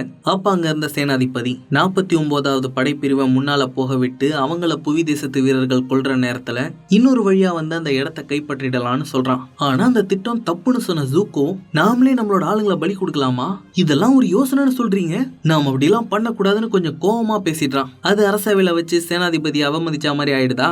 அதோட 2 பேருக்கும் கருத்து வேறுபாடு வந்ததால என்ன பண்ணலான்னு அக்னிகாய் நடத்தி முடிவு பண்ணலான்னு ஓசாய் சொல்றான். அக்னிகாய்ங்கிறது அக்னி பறிச்ச மாதிரிங்க. நடக்க போற இந்த சண்டையில ஜூக்கோ ஜெயிச்சிட்டான்னு வைங்களேன், எந்த வீரர்களையும் பலி கொடுக்காம தாக்குதல திட்டம் போடுவாங்க. ஆனா ஜூக்கோ தோத்துட்டானா கண்டிப்பா அந்த திட்டத்தை நிறைவேற்றுவானுங்க. அதனால ஜூக்கோ சேனாதிபதி கூட சண்டை போட்டு வீரர்களை காப்பாற்றணும்னு நினைக்கிறான். ஆனா அவனுக்கு எதிராக களத்துல இறங்கினது அவனோட அப்பா ஓசாய். ஏன்னா ஜூக்கோ அரசவையில வச்சு சேனாதிபதி அசிங்கப்படுத்திட்டான்ல, அதனால அரசர் கூட தான் சண்டை போடணும்னு சொல்றான். அப்ப ஜூக்கோக்கு வெறும் 12 வயசு தாங்க இருக்கும். இப்படி பண்ணாதீங்க வேணான்னு ஜூக்கோ ஓசாய் கிட்ட எவ்வளவோ கெஞ்சி பாக்குறான். ஆனா ஓசாய் சண்டை போட்டே ஆகணும்னு சொல்றான். அதனால வேற வழி இல்லாம ஜூக்கோவும் சண்டை போடுறான். ஒரு கட்டத்துல ஓசாய தோக்கடிக்கிற நிலைமைக்கு வந்துடுறான். ஆனா அப்பனாச்சேன்னு அடிக்காம தயங்கி நிக்கிறானா. புள்ள மாதிரி அப்பம் வந்த பாசெல்லாம் பார்க்காம சண்டையில எதிர்கிட்ட கரணெல்லாம் காட்டக்கூடாதுன்னு சொல்லி எல்லாருக்கும் முன்னாடி அவனோட கண்ணை தீச்சு விட்டுடுறான். இந்த சம்பவத்தால தாங்க ஜூக்கோ கண்ணுல காயம் ஏற்பட்டிருக்கு. இந்த தண்டனையோட விடாத ஓசாய் ஜூக்கோ பண்ண தப்புக்காக அவனை தேசத்தை விட்டே போக சொல்றான். ஜூக்கோ மறுபடியும் நெருப்பு தேசத்துக்கு திரும்ப வரணும்னா அவன் அவதார பிடிச்சிட்டு வந்தா மட்டும்தான் முடியும்னு சொல்றான். அவதார தேடுறதுக்காக ஒரு கப்பலையும் ஜூக்கோ காப்பாற்றணும்னு நினைச்ச 41ஆம் படையையும் அவனுக்கு கொடுக்கறான். இந்த மாதிரியான இக்கட்டான சூழ்நிலையில ஜூக்கோ கூட இருக்கணுங்கிறதுக்காக தான் பெரியப்பாவும் கூடவே வந்திருக்காரு. இந்த கதை எல்லாத்தையும் பெரியப்பா சொன்னதுக்கு அப்புறம் தான் ஜூக்கோ தங்களோட உயிரை காப்பாத்துறதுக்காக தான் தேசத்தையே தியாகம் பண்ணிருக்கான்னு ஜிக்கு புரியுது. எப்படியாவது தன்னோட வீட்டுக்கு திரும்பறதுக்காக தான் ஜூக்கோ அவதார பிடிக்கணும்னு வெறி கொண்டு இருக்கான்னு, அவன் அப்பாவால தான் இவ்வளவு ஆக்ரோஷமா இருக்கான்னு ஜிக்கு புரியுது. அந்த நேரத்துல தான் ஜூக்கோ திரும்ப கப்பலுக்கு வரான். ஜியும் மொத்த வீரர்களும் ஜூக்கோவுக்கு சலாம் போட்டு வரவேற்கிறாங்க. திடீர்னு இவனுக்கு என்ன ஆச்சுன்னு ஜூக்கோ முழிச்சு பார்க்க ஜூக்கோவோட காயத்தை பார்த்த பெரியப்பு, இனி எல்லாம் அப்படிதான்டா மகனே அப்படின்னு அவனை உள்ள கைத்தாங்களா கூட்டிட்டு வந்து தூங்க வைக்கிறாரு. அப்ப அவனோட முகமுடி உடைஞ்சிருக்கிறத பார்த்தவர் அவன் என்ன பண்ணிருப்பான்னு ஒரு அளவுக்கு கணிச்சிடுறாரு. இன்னொரு பக்கம் ஆன்ம உலகத்துக்கு போனேன் கோக்கிட்ட அவன் அம்மாவோட சிலையை கொடுத்து அங்க மாட்டிட்டு இருந்த எல்லாரையும் விடுவிச்சிடுறான். கட்டாராவும் சாக்காவும் திரும்ப வந்துடுறாங்க. அவங்களோடய காணாம போன கிராமத்தினரும் திரும்ப வந்து அவங்க குடும்பத்தோட ஒண்ணு சேர்ந்துடுறாங்க. எல்லாம் நல்லபடியா முடிஞ்சிருச்சுங்கிற சந்தோஷத்துல கியாட்ஸோ பார்க்க வரானா. ஆனா அவர் அங்க காணும். ஆங்காக இத்தனை காலமா காத்துக்கிட்டு இருந்த அவரோட ஆன்மா அவரோட கடமை முடிஞ்சோன்னா அங்கிருந்து போயிருச்சுங்க. அதனாலதான் ஆங் கிளம்பும் போது அவனை தயக்கத்தோட பார்த்திருக்காரு. அந்த தயக்கத்தோட அர்த்தம் ஆங்க்கு இப்பதான் புரியுது. ஆங்க்கும் கியாட்ஸோக்கும் ஏன் தெரியுமா இவ்வளவு பெரிய ஆன்ம பந்தம் இருக்கு? ஏன்னா ஆங்கோட முற்பிறவியான அவதார் ரோக்குவும் கியாட்ஸோவும் நெருங்கின நண்பர்கள். அதனாலதான் அடுத்த பிறவிலேயே அவங்களோட நட்பு தொடர்ந்து இருக்கு. அதுக்கப்புறம் ஜி ஜாவோட கப்பல் படை அதிகாரி கூட சீட்டாட்டம் போட்டுட்டு இருக்கான். அப்ப அங்க வந்த ஒரு வீரன் அந்த அதிகாரியை தனியா அழைச்சிட்டு போய் ஜூக்கோ ஆங்க காப்பாத்தி ராஜ துரோகம் பண்ணதால அவனை உடனடியா கைது பண்ணி தலைநகரத்துக்கு அழைச்சிட்டு வர சொல்லி அரசர்கிட்ட இருந்து உத்தரவு வந்திருக்கிறதா சொல்றான். அதை கேட்டு அதிர்ச்சியான ஜி ஓடி வந்து இந்த விஷயத்த ஜூக்கோ கிட்டையும் பெரியப்பா கிட்டையும் சொல்றானா. ஜாவோட ஆளுங்க இங்க வரத்துக்குள்ள உடனடியா இங்க இருந்து தப்பிச்சு போயிட்டு ஜூக்கோன்னு பெரியப்பா சொல்றாரு. ஜூக்கோவும் வேற வழி இல்லாம ஜி பண்ண உதவிக்கு அவனுக்கு நன்றி சொல்லிட்டு ஒரு சின்ன படகுல ஏறி அங்கிருந்து தப்பிச்சு போறான். கொஞ்சம் தூரம் போனோன்னா அந்த படகுல இருந்த விளக்கேத்தின ஜூக்கோ அந்த படகுல வெடிக்கிற ஜெல்லி இருக்கிறத பாக்குறான். அதை அவன் பாத்துக்கிட்டு இருக்கும் போதே அது வெடிச்சு சதறிடுது. அதை கப்பல்ல இருந்து பார்த்த ஜியும் பெரியப்பும் பதறாங்க. ஆனா அந்த அதிகாரி உங்களோட திட்டம் நிறைவேறிடுச்சுன்னு ஜா கிட்ட சொல்றான். இது எல்லாமே ஜாப்பைய போட்ட திட்டங்க. அரசர்கிட்ட இருந்து ஆணை வந்திருக்கிறதா ஜிக்கு கேக்குற மாதிரி வேணும்னே பேசியிருக்கிறானுங்க. அவன் அதை ஜூக்கோ கிட்ட சொன்னோன்னா அவன் கண்டிப்பா அங்கிருந்து தப்பிப்பான்னு தெரிஞ்சு தெரிஞ்சுதான் படகுல வெடிக்கிற ஜெல்லிய வச்சு அதை வெடிக்க வச்சிருக்கிறானுங்க. அது மட்டும் இல்லாம ஜூக்கோ தான் அங்க தப்பிக்க வச்சானும், அது தங்களுக்கு தெரிஞ்சவன தப்பிக்க முயற்சி பண்ணி விபத்துல செத்துட்டானும் அரசன் ஓசாய்க்கு செய்தி அனுப்பிடுறானுங்க. இன்னொரு பக்கம் நம்ம பசங்க 3 பேரும் வடக்கு நீர் தேசத்தை நெருங்கிட்டு இருக்காங்க. என்னதான் நான் பல சொதப்பல்களை பண்ணாலும் அது எல்லாத்தையும் சமாளிக்கிறதுக்கு நீங்க என் கூட இருக்கீங்கப்பா அப்படின்னு ஆங்க் சொல்ல, நாமெல்லாம் ஒரே குடும்பம் அப்படின்னு கட்டாரா சொல்றா. அப்பா அப்பா ஏப்பம் விடுற மாதிரி சத்தம் போடுதா? என்ன சத்தம் போடுறான்னு திரும்பி பார்த்தா அவங்களுக்கு முன்னாடி மிக பிரம்மாண்டமான நீர் தேசம் தெரியுது. இந்த நகரம் தாங்க அழிய போறதா அவதார் கியோஷி ஆங்க் கிட்ட காட்டினாங்க. அந்த நகரத்தோட அழகை ரசிச்சுக்கிட்டே பசங்க தரையிறங்குறாங்க. அந்த தேசத்தோட அரசன் அர்னூப், அவரோட மக இளவரசி யூஏ, ஆசான் பாக்குன்னு அந்த நீர் தேசத்தோட முக்கியமான ஆட்கள் எல்லாருமே அவங்கள வரவேற்கிறாங்க. ஆங் அவங்க கிட்ட அவங்கள நோக்கி ஒரு மிகப்பெரிய ஆபத்து வர போறதா சொல்றான். நெருப்பு தேசத்தோட கப்பல்கள் ரொம்ப நாளாவே எங்க இடத்த நோட்ட விட்டுட்டு இருக்கிறது எங்களுக்கு தெரியும் அவதார். அவங்களால எங்களை எதுவும் பண்ண முடியாது. அது மட்டும் இல்லாம அவதார் நீங்களே எங்களுக்கு துணையா வந்துட்டீங்களே, இனிமே எங்களுக்கு என்ன கவலை அப்படின்னு அவங்க சொல்றாங்க. நான் இன்னும் முழு அவதாரா மாறலன்னு எனக்கு மட்டும் தானே தெரியும்னு ஆங் அவங்கள முழிச்சு பார்த்துட்டு இருக்கான். அப்ப இந்த சாக்கா பைய இளவரசிய வச்சக்கண்ணு வாங்காம பார்த்துட்டு இருக்காங்க. டே அண்ணா, வந்ததும் வராதுமா அந்த பொண்ணை இப்படி பார்த்து என் மானத்தை வாங்காதரா அப்படின்னு கட்டாரா சொல்ல, அட அந்த பொண்ணை எங்கயோ பார்த்தா மாதிரி இருக்கு கட்டாரா அப்படின்னு சாக்கா சொல்றான். அப்ப இளவரசியும் சாக்காவை ஓரக்கண்ணால பாக்குறா. அதே நேரம் ஜூக்கோவோட கப்பலுக்கு துக்கம் விசாரிக்கிற மாதிரி வந்த ஜாவ், யாரோ வேணும்னு இளவரசர் கொண்டு இருக்காங்க, நீங்க கவலையப்படாதீங்க, நான் அவங்கள கண்டுபிடிக்காம விட மாட்டேன் அப்படின்னு பெரியப்பு கிட்ட நாடகம் ஆடுறான். பெரியப்புக்கு அவனோட தில்லாலங்கடி வேலை நல்லா புரிஞ்சிடுது. இப்படிப்பட்ட காரியத்தை யார் பண்ணிருப்பான்னு எனக்கு நல்லா தெரியும். அந்த ஓசாய் தான் சொந்த புள்ளையவே கொண்டு இருக்கான் அப்படின்னு பெரியப்ப அப்படி அந்த பெல்ட் அடிச்சிடறாரு. ஆஹா, இது நம்ம லிஸ்ட்லயே இல்லையே, நல்ல வேலை பெருசு நம்மள நம்பிருச்சு அப்படின்னு மனசுக்குள்ள நினைச்சுக்கிட்டே அரசர்கிட்ட இருந்து அடுத்து அவனுக்கு வந்திருக்கிற உத்தரவை பத்தி சொல்றான். வடக்கு நீர் தேசத்தை தாக்கறதுக்கு ஓசாய் இவனுக்கு ஒரு மிகப்பெரிய படையை கொடுத்துருக்கானாங்க. அதுக்கான வேலையை ஆரம்பிக்க போறதா சொல்றான். நான் உன்னை சொல்லட்டுமா தளபதி, போர் செஞ்சு நீர் தேசத்தை கைப்பற்ற முடியும்னு எனக்கு தோணல அப்படின்னு பெரியப்பு சொல்றாரு. அதனால தான் நான் வேற ஒரு திட்டமும் வச்சிருக்கேன் அப்படின்னு ஜாவ் சொல்றான். இன்னொரு பக்கம் அரசன் ஓசாய் அசுலாவை புவி தேசத்து கைதி கூட சண்டை போட சொல்லி அவளோட திறமைய சோதிக்கிறான். அவன் 3 அடியில அவனை தோக்கடிச்சிட்றா. ஆனா அவர் 2 அடியில அவனை தோக்கடிச்சிருக்கணும்னு மன்னர் எதிர்பார்த்ததா அவளோட ஆசான்கள் சொல்றாங்க. அதை கேட்டு அசுலாக்கு செம்ம காண்டாயிடுது. தான் அப்பா தாக்கிட்ட இருந்து அப்படி என்னத்தை தான் எதிர்பார்க்கிறாருன்னு புரியாம அசுலா மண்டைய பிச்சுக்கிறா. நீ என்ன பண்ணாலும் அவர் ஏதாவது ஒண்ணு சொல்லிக்கிட்டே தான் இருப்பார் அசுலா, ஏன்னா நீ தகுதியானவதாங்கிறது தெரிஞ்சும் அவர் அதை ஒத்துக்க மறுக்கிறாரு அப்படின்னு மேவும் டாயிலையும் சொல்றாங்க. அப்பன்னா நான் அவரால் மறுக்க முடியாதபடி ஒன்னத்தை செய்யறேன் அப்படின்னு அசுலா சொல்றா. அப்படி அவ என்னத்தை செய்ய போறான்னு 2 பேரும் ஆவலோட பாத்துட்டு இருக்காங்க. அசுலா அடுத்து அனுப்பின ஆளுங்க கூட சண்டை போடாம தனக்குள்ள இருந்து மின்னலை உருவாக்கி காட்டுறா. அதை பார்த்து எல்லாரும் அப்படியே அசந்து போயிடுறாங்க. ஏன்னா மின்னலை உருவாக்குறது தாங்க ஃபயர் பெண்டிங்கோட உச்சபட்ச சக்தியே. தான் இப்போ உச்சபட்ச சக்தி அடைஞ்சிட்டதா எல்லாருக்கும் காமிச்ச அசுலா, என்ன களத்துல இறக்கி விடுங்கப்பா, நான் இது வரைக்கும் யாராலையும் சாதிக்க முடியாததை சாதிச்சு காட்டுறேன் அப்படின்னு சொல்றா. ஓசாயும் ரொம்ப சந்தோஷத்தோட அவகிட்ட ஒரு மிகப்பெரிய திட்டத்தை ஒப்படைக்கிறான். அதே நேரம் நீர் தேசத்துல நம்ம பசங்களுக்கு பெரிய விருந்தே கொடுத்துட்டு இருக்காங்க. அங்கேயும் சாக்கா இளவரசிய வச்சக்கண்ணு வாங்காம பாத்துட்டு இருக்கான். உனக்கு அவளை பிடிச்சிருந்தா பேசாம போய் அவகிட்ட பேசண்டா அப்படின்னு கட்டாரா சொல்றா. ஆனாலும் சாக்கா தயங்கிக்கிட்டே உட்காந்துருக்கான். ரொம்ப நாளைக்கு அப்புறம் கடல் உணவை சாப்பிட்றதால கட்டாரா அதை ரசிச்சு சாப்பிட்டுட்டு இருக்காளா. அங்க வந்த பாக்கு விருந்தெல்லாம் நல்லா இருக்கான்னு கேக்குறாரு. பிரமாதமா இருக்கா சாணி, நானும் ஒரு வாட்டர் பெண்டர் தான், உங்களை மாதிரி ஆசான்கள் கிட்ட இருந்து வித்தைகளை கத்துக்கிறது தான் என்னோட மிகப்பெரிய கனவே அப்படின்னு கட்டாரா சொல்றா. அப்பனா நீ போய் ஆசான் எக்கோடாவை பாரு, இங்க அவங்க தான் பெண்களுக்கு பயிற்சி கொடுப்பாங்க அப்படின்னு பாக்கு சொல்ல கட்டாராக்கு பயங்கர குஷியாயிடுது. அப்போ இளவரசி அங்க இருந்து கிளம்புறா. அவ பின்னாடியே சாக்காவும் போறான். சமயக்கட்டுக்கு வந்தவ அங்க இருந்த பழங்களை வச்சு ஒரு குட்டி பொண்ணுக்கு ஐஸ்கிரீம் பண்ணி கொடுக்குறா. அதோட அங்க வந்த சாக்காக்கும் அதை கொடுக்குறா. ஏதோ ஏற்கனவே அவன் கூட பழகின மாதிரி அவன்கிட்ட ரொம்ப சகஜமா பேசுறாங்க. என்ன நடக்குதுன்னு சாக்காவுக்கே ஒன்னும் புரியல. இவ இளவரசி மட்டும் இல்லைங்க, இவ இந்த நகரத்து கோயிலோட பூசாரணியும் கூட. அதனால அங்க வந்த ஹான்கிற ஒருத்தன் இரவு பிரார்த்தனைக்கு நேரம் ஆயிடுச்சுன்னு அவகிட்ட சொல்றானா, கடமையினை அழிக்கிறது, நான் போயிட்டு வரட்டா அப்படின்னு சாக்காக்கு ஒரு வணக்கத்தை போட்டுட்டு போறா. அப்ப அவரோட தலையில இருந்த கிரீடத்தை பார்த்த சாக்காக்கு இதை எங்கேயோ பாத்திருக்கமேன்னு தோணுது.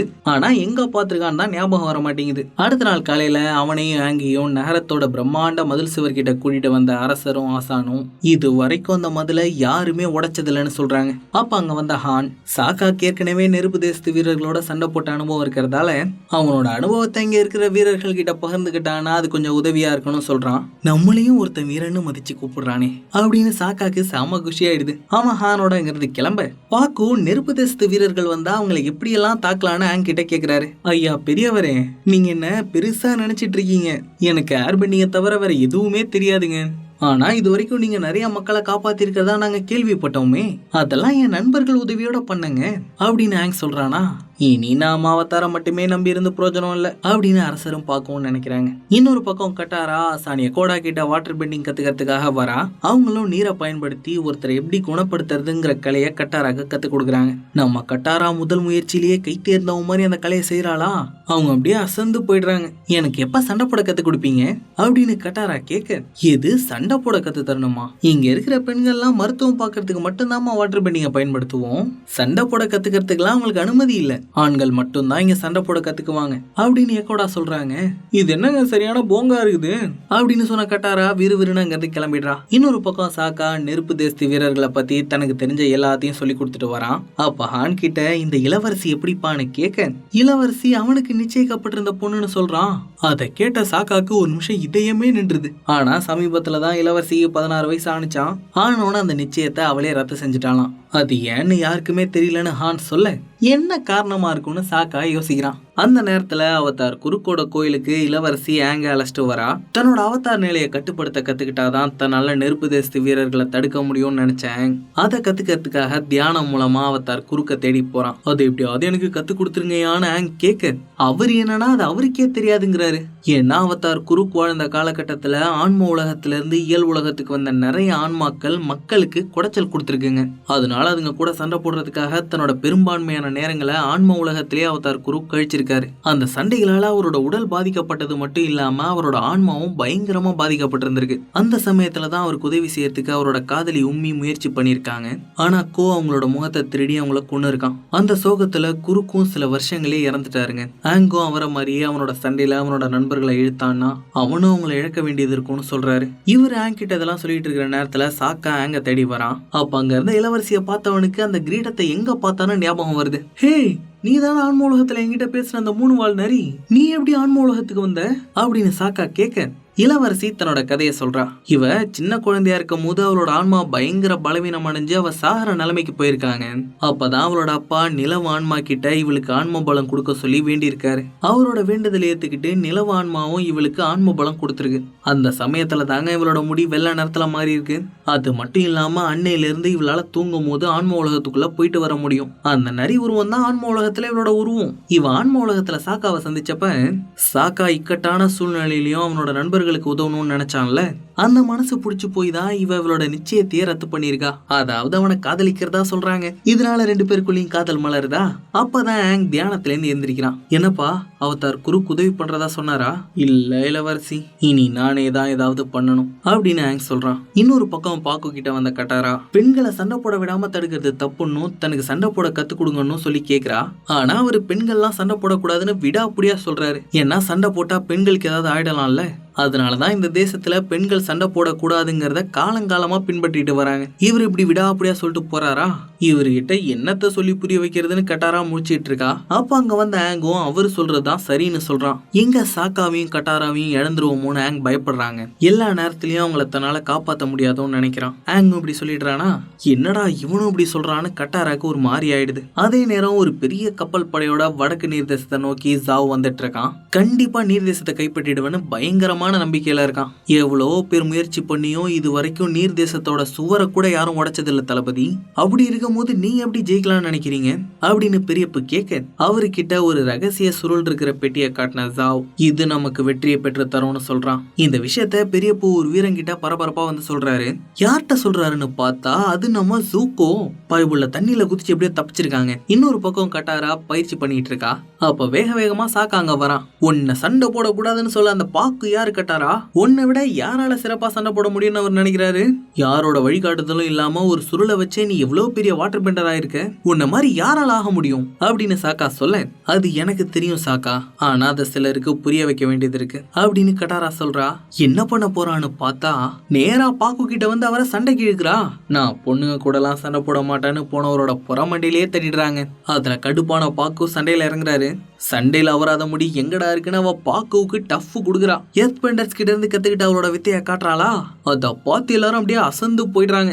என்னதான் புதுசா வித்தையை காட்டினாலும் இவன் இன்னும் கத்துக்குட்டி தான்ல, அதனால பாக்கு அவளை லாக் பண்ணிடுறாரு. கட்டாரா பெரிய வித்தக்காரி தாங்கிறத பாக்கவும் ஒத்துக்கிறாரு. ஆனாலும் பொண்ணுங்க சண்டை போடக்கூடாதுன்னு சொல்றாரு. அவரு கிடக்குறாரு பெருசுன்னு இலசுங்கெல்லாம் கட்டாராவை கொண்டாட ஆரம்பிச்சிடுறாங்க. கொஞ்ச நேரத்துல பாக்குவுக்கே ஆட்டம் காட்டிட்டியே, நீ காட்டுன வித்தைய இது வரைக்கும் எந்த வாட்டர் பெண்டரும் பண்ணி நாங்க பார்த்ததே இல்ல அப்படின்னு எல்லாருமா சேர்ந்து ஒரே தடியா அவளை புகழ்ந்து தள்ளுறாங்களா? பாக்குவுக்கும் நாம தப்பு பண்ணிட்டு இருக்கோமோன்னு தோணுது. அவரை மாதிரியே ஆங்கும் யோசிச்சுட்டு இருக்கான். அவன் கிட்ட வந்த கட்டாரா, எங்களை இழந்துருவியோன்னு நீ பயப்படுறது எனக்கு புரியுது, ஆனா நாங்க சண்டை போடணுமா வேணாமாங்கிறத நாங்க தான் முடிவு பண்ணணும், ஏன்னா அது எங்களோட உரிமை அப்படின்னு சொல்றான். ஆனா என்னால உங்களை எப்பயுமே பாதுகாக்க முடியுமான்னு தெரியலையே அப்படின்னு ஆங் தயங்கிக்கிட்டே சொல்ல, உன்னால முடியாது ஆங், அதோட அது உன்னோட வேலையும் இல்லை அப்படின்னு சாக்கா சொல்றான். ஆனா கியோஷி, ரோகோ, குருக்னு எல்லாரும் நான் ஒரு குழுவா செயல்பட முடியாதுன்னு சொன்னாங்களே, அவங்கெல்லாம் பழைய ஆளுங்க, நீ எப்படி இருக்கணுங்கிறத நீ தான் முடிவு பண்ணணும் அப்படின்னு கட்டாரா சொல்றா. ஆங்கோ அதை புரிஞ்சுக்கிறான். அப்போ அங்க பொழிஞ்சுக்கிட்டு இருந்த பனியோட சாம்பலும் வந்து விழுது. நெருப்பு தேசத்து படை வந்துட்டுங்கிறத புரிஞ்சுக்கிட்டு எல்லாரும் யுத்தத்துக்கு தயாராகிறாங்க. உடனே பசங்க 3 பேரும் அப்பா மேல ஏறி ஒரு நெருப்பு தேசத்து கப்பல் கிட்ட வராங்க. ஆங்கோ கட்டாராவும் அந்த கப்பல்ல இருந்த வீரர்களை அடிச்சு நொறுக்க சாக்கா கட்டுப்பாட்டாருக்குள்ள பூந்து கட்டுப்பாட்டாரையவே வெடிக்க வச்சிட்டான். அந்த கப்பல் வெடிச்சோட பசங்க 3 பேரும் அப்பா மேல ஏறி அவ்வளவுதான் எல்லாம் முடிஞ்சிருச்சுன்னு நினைக்கிறாங்க. ஆனா அவங்களோட எண்ணத்துல மண்ணள்ளி போடுற மாதிரி எண்ணிலடங்காத கப்பல்கள் வரிசை கட்டி நிக்குதுங்க. அதை பார்த்துட்டு 3 பேரும் நகரத்துக்கு திரும்புற நேரத்துல ஜாவ் பிடிக்கிறதுக்கு முன்னாடி நான் போய் அவதார பிடிக்கணும்னு ஜூக்கோ கிளம்புறான். நீர் வெளியேறுற பாதையை கண்டுபிடிச்சு அது மூலமா உள்ள போயிடு அப்படின்னு பெரியப்பு ஜூக்கோ கிட்ட சொல்றாரு. இப்படி பெரியப்பு தனக்கு எல்லா விதத்திலையும் உறுதுணையா இருக்காரா, அதனால அவர் தான் உலகத்திலே சிறந்த அப்பான்னு சொன்ன ஜூக்கோ அவரோட மகன் லூட்டன் இருந்திருந்தா அவரை நினைச்சு ரொம்ப பெருமைப்பட்டிருப்பான்னு சொல்றான். ஜூக்கோ ஒரு படகுல ஏறி நீர் தேசத்தை நோக்கி போறான். அந்த சமயத்துல நகரத்துக்கு வந்த பசங்க 3 பேரும் அரசர்கிட்டையும் பாக்கு கிட்டையும் நிலைமைய சொல்றாங்க. இன்னும் ஒரு 2 மணி நேரத்துல மொத்த படையும் இங்க வந்துடும் சாக்கா சொல்றானா. அதனால அரசர் மொத்த படையையும் மதில் கிட்ட அனுப்பி வைக்கிறாரு. இங்க இவங்க எல்லாரும் போருக்கு தயாராயிட்டு இருந்தா இந்த ஜாவ் பைய மொத்த படையையும் மதில தாக்கத்துக்கு அனுப்பி வச்சுட்டு அவன் கப்பலை மட்டும் வேற ஒரு பக்கம் திருப்பிட்டு போறான். அப்படி என்ன திட்டத்தை வச்சுக்கிட்டு தான் இப்படி எல்லாம் பண்ணிட்டு இருக்கேன்னு பெரியப்பு கேட்க அவன் அவரை வெளியே கூட்டிட்டு வந்து ஒரு மிதவை கப்பலை காட்டுறான். உமாஷுல சாக்காவும் சாயும் சேர்ந்து கண்டுபிடிச்சாங்கல்ல, அந்த மாதிரி வடிவத்தை திருடிட்டு வந்துதாங்க நெருப்பு தேசத்தை உருவாக்கி இருக்கிறாங்க. சரியா, இதுல நீ மட்டும் பறந்து போய் என்ன பண்ண போற அப்படின்னு கேட்ட பெரியப்பு கிட்ட ஒரு மிகப்பெரிய வேலை இருக்கிறதா ஜாவ் சொல்றான். கொஞ்ச நேரத்திலே கப்பல் பட நீர் தேசத்து மேல தாக்குதல் ஆரம்பிக்கிறாங்க. நீர் தேசத்து வீரர்கள் மதில் மேல இருந்தே அந்த தாக்குதலை முறியடிக்க பாக்குறாங்க. ஆனா அவ்வளவு பெரிய படையோட தாக்குதலை சமாளிக்கிற அளவுக்கு வாட்டர் பெண்டிங் தெரிஞ்ச ஆண்கள் கூட்டம் அங்க இல்லாததால பெண்களும் களத்துல இறங்கி சண்டை போட தயாரா இருக்காங்கன்னு கட்டாரா சொல்றா. சண்டை போடுறதுக்கு தயாரா இருக்கிற பெண்களையும் பாக்குறாரு. ஆனாலும் அவங்களுக்கு ஏதாவது ஆயிடும்னு சொல்லி வேணான்னு சொல்றாரு. இப்ப மட்டும் நாங்க சண்டை போடலன்னா நம்ம காப்பாத்திக்கிறதுக்கு எதுவுமே மிஞ்சாது பாக்கும், தயவு செஞ்சு எங்களை சண்டை போட விடு அப்படின்னு எகோடாவும் சொல்றாங்களா. பாக்கும் அதை புரிஞ்சுக்கிட்டு அவங்கள சண்டை போட சொல்றாரு. உடனே வாட்டர் பெண்டிங் தெரிஞ்ச மொத்த பெண்களும் களத்துல இறங்குறாங்க. அதோட இன்னும் கத்துக்குட்டிங்களா இருக்கிற சின்ன பசங்களையும் கட்டாரா கிட்ட பாக்கும் அனுப்பி வைக்கிறாரு. கட்டாராக்கு ரொம்ப பெருமையா இருக்கு. இன்னொரு பக்கம் அரசர் ஹான் கிட்ட வீரர்களை தயார் பண்ண சொல்றாரு. நானும் களத்துல இறங்கி சண்டை போட்டே திருவேன்னு யூஏ சொல்ல, நீ தாமா இந்த இனத்தோட எதிர்காலமே, உனக்கு எதுவும் ஆயிடக்கூடாது அப்படின்னு சொல்லி அவளுக்கு பாதுகாப்பா சாக்காவை அனுப்பி வைக்கிறாரு. அந்த சமயத்துல ஆங் முன்னாடி ஆன்மா வடிவுல வந்த அவதார் குரு ஆன்மாக்களை கொல்ற தன்னோட கத்தி நீர் தேசத்துக்கு திரும்ப வந்திருக்கிறத தன்னால உணர முடியுதுன்னு சொல்றாரு. அந்த கத்தியை வச்சு எல்லா ஆன்மாக்களையும் கொல்ல முடியுமாங்க, சக்தி மூலங்களுக்கே ஆதாரமா இருக்கிற ஆன்மாக்களையுமே கொல்ல முடியுமா. அதனால ஆங் கிட்ட அங்க இருக்கிற ஆத்மாக்களை காப்பாத்த சொல்றாரு. அவனும் கட்டாராவை கூட்டிக்கிட்டு கிளம்புறான். யாருடா அந்த கத்தியை இங்க எடுத்துட்டு வந்ததுன்னு பார்த்தா அது இந்த ஜாவ் பைய. நீர் தேசத்தை எந்த படையும் வச்சு அழிக்க முடியாதுன்னு ஜாவுக்கு நல்லாவே தெரியுங்க. அதனாலதான் வாட்டர் பெண்டர்ஸ்க்கு சக்தியை கொடுக்கிற நிலவான்மாவை கொல்ல முடிவு பண்ணியிருக்கான். இங் யாங்குங்கிற நிலவான்மாவும் கடல் ஆன்மாவும் இணை பிரியாத காதலர்கள்ங்க. அழிக்க முடியாத சக்திகளா இருக்கிற அந்த ஆன்மாக்கள் ரெண்டும் பௌர்ணமி அன்னைக்கு மட்டும் அழியக்கூடிய உயிரினங்களோட வாழ்க்கையை வாழ்றதுக்காக பூமியில இருக்கிற அவங்களோட உடல் உருவத்துக்கு வருவாங்க. அதுல ஒரு ஆன்மா தாங்க யூஏக்கு உயிர் கொடுத்தது. இந்த ஆன்மாக்களை பல காலங்களா நீர் தேசத்து மக்கள் பாதுகாத்துட்டு இருக்காங்க. இந்த ரகசியம் அடங்கிய சுருள் எப்படியோ நெருப்பு தேசத்து சாமியார்களுக்கு கிடைச்சிருக்குங்க. அதான் அவனுங்க ஜாவ் கிட்ட கொடுத்துருக்கானுங்க. இன்னைக்கு பௌர்ணமிங்கிறதுனால 2 ஆன்மாவும் பூமியில இருக்கிற அவங்களோட அழியிற உடலுக்கு வருவாங்கிறதால அவங்கள கொல்றதுக்காக எல்லாரையும் மதில் பக்கம் திருப்பிட்டு இவன் மட்டும் அங்க போயிட்டு இருக்கான். இந்த நேரத்துல தாக்குதல இருந்து ஒரு குழந்தைய காப்பாத்துற மோமோ அதெல்லாம் மாட்டிக்குது. அதை பார்த்த சாக்கா அது செத்துருச்சோன்னு நினைச்சு கலங்கி போயிடுறான். ஆனா மோமோ இன்னும் உயிரோட தான் இருக்குன்னு சொன்ன யூஏ மோமோவை காப்பாத்துறதுக்காக அவதார் குரு கோயிலுக்கு பின்னாடி இருக்கிற வனத்துக்கு வரா. இயற்கையாவே சூடா தண்ணி கொட்டக்கூடிய இந்த அருவியால தாங்க இந்த இடமே இவ்வளவு செழிப்பா இருக்கு. தனக்கு நிலவான்மா உயிர் கொடுத்த குளத்திலேயே மோமோவை படுக்க வச்ச யூஏ அந்த நீரின் சக்தி மூலமா மோமோவை குணப்படுத்துறா. சரியான மோமோவும் துள்ளி குதிச்சுட்டு வந்து சாக்கா மேல ஏறானா.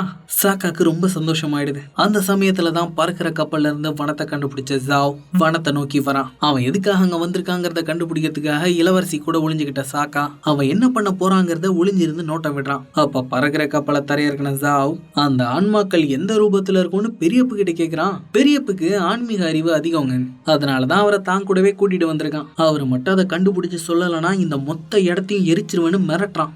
அதே நேரம் ஜூக்கோ நீர் வெளியேறுற பாதை வழியா உள்ள வந்துடுறான். அவதார் குறுக்கோயிலுக்கு வந்த ஆங்கியும் கட்டாராவையும் வழி மறைக்கிறான். நீ இவனை சமாளிச்சுக்க கட்டாரான்னு சொல்லிட்டு ஆங் வனத்துக்குள்ள போக ஜூக்கோ வெறி கொண்டு அவளை தாக்குறான். கட்டாராவும் அவனுக்கு கொஞ்சம் கூட சலிக்காம அவன் கூட மல்லு கட்டுறான். இன்னொரு பக்கம் ஆன்மாக்களை சுத்தி சுத்தி வனத்துக்குள்ள தேடின ஜாவ் ஆன்மாக்கள் அங்க இருக்கிற குளத்துல மீன் வடிவத்துல தான் இருக்குங்கிறத கண்டுபிடிச்சிடுறான். உடனே ஒரு கூனி பைய போட்டு அதை பிடிக்க பாக்குறானா. நீ ஆன்மாக்களை கொண்டுட்டனா உலகமே சமநிலை இழந்து அழிஞ்சிரும் ஜாவ் அப்படின்னு பெரியப்பு எவ்வளவோ சொல்றாரு. நான் கடல் ஆன்மாவை ஒன்னும் பண்ண போறதில்ல, ஏன்னா நாமளும் கடல்ல தானே இருக்கோம்.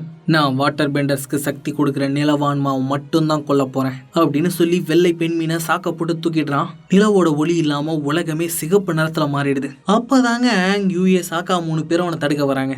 யூ அதை கொன்றாதையா, என்ன வேணா கைது பண்ணிக்கோ, தயவு செஞ்சு அதை விட்டுரு. நீரோட சக்தி இல்லாம உன்னால இனி எதுவுமே பண்ண முடியாத அவதார். இந்த ஆன்மாவை நான் கொன்னுட்டேன்னா அந்த ஓசாயை வீழ்த்தி நான் இந்த உலகத்தை கைப்பற்றி ஆளுவேன். அது நீ கொன்னனா நீ ஆள்றதுக்கு உலகம் ஒண்ணு இருக்காதியா அப்படின்னு ஆங் சொல்லிட்டு இருக்கும் போது பெரிய பூவும் நெருப்பை விட்டு அவனை தடுக்க பாக்குறாரு. ஆனா அவன் சட்டுன்னு கத்தியால நிலவான்மாவை குத்தி கொன்னுட்டு அங்க இருந்து ஓடி போயிடுறான். இந்த பய பண்ண காரியத்தால நிலாவே காணாம போயிடுதுங்க. உலகமே நிறமற்று கருப்பும் வெள்ளையுமா மாறிடுது. அது மட்டும் இல்லாம வாட்டர் பெண்டர்ஸோட சக்தி முழுசா போயிடுது. அவங்களும் பயங்கரமா பாதிக்கப்படுறாங்க. அந்த நேரத்தை பயன்படுத்திக்கிட்ட நெருப்பு தேசத்து பட சராமாரியா தாக்கி முன்னோக்கி வராங்களா. ஆனா அவனோட மற்ற வீரர்களும் அவங்களை எவ்வளவோ தடுக்க முயற்சி பண்றாங்க. ஆனா வாட்டர் பெண்டர்ஸ் உதவி இல்லாம ஃபயர் பெண்டர்ஸ் அவங்களால சமாளிக்க முடியல. அதோட அவனுங்க பண்ண தாக்குதல்ல அவதார் குறுக்கோட கோயிலும் சேதமடைஞ்சு கட்டாரா ஜூக்கோ மேல விழுந்துருது. நிலவான்மா இல்லாததால யூஏயும் பாதிக்கப்படுறாளா. எல்லாமே மொத்தமா முடிஞ்சிருச்சுன்னு சொல்றா. அப்ப அவதார் நிலைக்கு போன இன்னும் எதுவும் முடியலன்னு சொல்லி குளத்துல இறங்கி துணை இல்லாம கடும் கோவத்துல இருக்கிற கடல் ஆன்மா கிட்ட தன்னை ஒப்படைச்சிடுறான். அந்த ஆன்மா ஆங்கோட உடலை பயன்படுத்தி அப்படியே ஒரு விஸ்வரூபம் எடுக்குதுங்க. அதை பார்த்த பெரியப்புக்கு பெரிய அழிவு நடக்க போதுங்கிறது புரிஞ்சிருதா. அதனால அங்கிருந்து தப்பிக்கிறாரு. அப்ப கோயில் வாசல கடந்த ஜூக்கோவை பாத்துடுறாரு. வாடா மகனை உடனே இங்கிருந்து போயிடலான்னு அவன் அங்கிருந்து இழுத்துட்டு போக இடிபாடுக்குள்ள சிக்கியிருந்த கட்டாராவும் வெளியே வந்து அந்த விஸ்வரூபத்தை பாக்குறான். அங்கிருந்து தப்பிச்சு போயிட்டு இருக்கும் போது ஜூக்கோ ஜாவா பாக்குறான். எனக்கு அவன் கிட்ட தீர்க்க வேண்டிய ஒரு கணக்கு இருக்குன்னு சொல்லி அவன் முன்னாடி வரான். ஹே, நீ இன்னும் உயிரோட தான் இருக்கியா அப்படின்னு ஜாவ் அதிர்ச்சியாக ஆமாண்டான்னு ஜூக்கோ அவனை போட்டு புரட்டி எடுத்துடுறான். ஜூக்கோ கிட்ட மல்லு கட்ட முடியாம மண்ணக்க அவனை ஜாவ் உன் அப்பா உன்னை ஏத்துப்பான் தானடா எல்லாத்தையும் பண்ணிக்கிட்டு இருக்க. ஆனா அவன் என்னைக்குமே உன்னை ஏத்துக்க மாட்டான். நீ அவதார தேடி கண்டுபிடிக்க முடியாமே சாகணும் தாண்டா உன்னால முடியாத ஒரு காரியத்தை அவன் அப்பா உன்கிட்ட ஒப்படைச்சான். ஏன்னா அவன் அவனோட பொண்ணை வாரிசாக்கணும்னு நினைக்கிறான். அன்னைக்கு அம்பாள் அடி வாங்கி நீ வாழை விட்டுட்டு போனல, அந்த வாள் உன்னோடதுன்னு சொன்னதே உன் தங்கச்சி தாண்டா அப்படின்னு ஜூக்கோவை வெறுப்பேத்துறானா. ஜூக்கோவுக்கு அப்படியே செம்ம காண்டாவுது. ஆனாலும் அவன் சொல்றது உண்மைன்னு புரியுது. இனியும் நடிச்சு என்ன பிரயோஜனம்னு சொல்லி ஜூக்கோ விட்டா அவன் ஜூக்கோவே கொல்ல பாக்குறானா. அப்ப உள்ள புந்த பெரியப்பு அவனை எரிச்சு கொண்டு தண்ணியில தள்ளிடுறாரு. பெரியப்பு ஜூக்கோவை அழைச்சுக்கிட்டாங்கிறது கிளம்புறாரு. அப்ப அந்த விஸ்வரூபம் கப்பல் படை அடிச்சு நொறுக்கி மொத்தமா நிர்மூலமாக்கிட்டு இருக்கு. தன்னோட காதலி எழுந்த சோகத்துல எல்லாத்தையும் அடிச்சு நொறுக்குதா. அதோட உக்கரத்தை யாராலையுமே தாங்க முடியல. இங்க கடலான்மா கொந்தளிச்சுக்கிட்டு இருந்த நேரத்துல யூஏ மீனை கையில வச்சுக்கிட்டு கலங்கிட்டு இருக்கா. மோமோவை சரி பண்ண மாதிரி இதை சரி பண்ண முடியாதான்னு சாக்கா கேட்க நல்ல யோசனை கொடுத்த சாக்கா ஆனா என்ன மன்னிச்சிரு அப்படின்னு அவனோட காலை தரையில உரைய வச்சுட்டு மீனோட குளத்து முன்னாடி போய் நிக்கிறா. தன்னோட ஆன்மால ஒரு பகுதியை தாங்க நிலவான்மா இவளுக்கு கொடுத்துச்சு. அந்த ஆன்மா இன்னும் அவளுக்குள்ளதான் இருக்கு. அதை அந்த மீனுக்கு கொடுத்தாதான் உலகத்தை காப்பாற்ற முடியும்னு நினைச்ச யூஏ தண்ணியில இறங்கி தன்னோட உயிரை மீனுக்கு கொடுக்கறா. நிலவான்மா மறுபடியும் உயிர் பெற்றது. அப்ப நிலா திரும்ப வந்ததை பார்த்த கட்டாரா ஆங் கிட்ட வந்து கடல் ஆன்மாவோட துணை திரும்ப வந்துருச்சு ஆங், அதை போக விட்டு நீ எங்களுக்கு தேவை எனக்கு தேவை அப்படின்னு சொல்றா.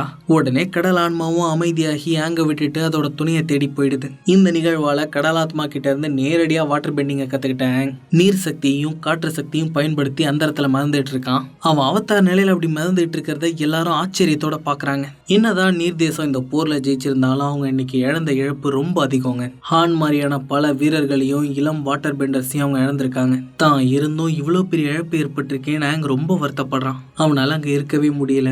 பறந்து மதிலுக்கு போயிடுறான். இன்னொரு பக்கம் அரசர்கிட்ட வந்த சாக்கா என்னால இளவரசியை காப்பாற்ற முடியலன்னு சொல்லி மன்னிப்பு கேட்கிறான். என் பொண்ணு எல்லா முடிவையும் அவ தான் எடுப்பா சாக்கா, அவளை யாராலையுமே காப்பாத்திருக்க முடியாது அப்படின்னு அவரு சாக்காக்கு ஆறுதல் சொல்றாரு. இன்னொரு பக்கம் சோகமா இருக்கிற கட்டாரா கிட்ட வந்த பாக்கும் இன்னைக்கு எழுந்ததை விட இன்னும் பலமா எந்திரிப்போன்னு அவளுக்கு ஆறுதல் சொல்றாரு. அதோட இங்க ஒரு மிகப்பெரிய மாற்றத்தை கொண்டு வந்ததுக்காக அவளுக்கு நன்றி சொன்னவரு கட்டாரா மாதிரி ஒருத்திய பார்த்ததே இல்லைன்னு சொல்றாரு. அவளுக்கு பரிசா ஆன்ம குளத்துல இருந்து எடுத்துட்டு வந்த காயங்களை குணப்படுத்துற நீரை கொடுக்கறாரு. இன்னொரு பக்கம் மொத்தமா அழிஞ்சு போன நெருப்பு தேசத்து கப்பல்களை பார்த்தபடியே பெரியப்பாவும் ஜூக்கோவும் போயிட்டு இருக்காங்க.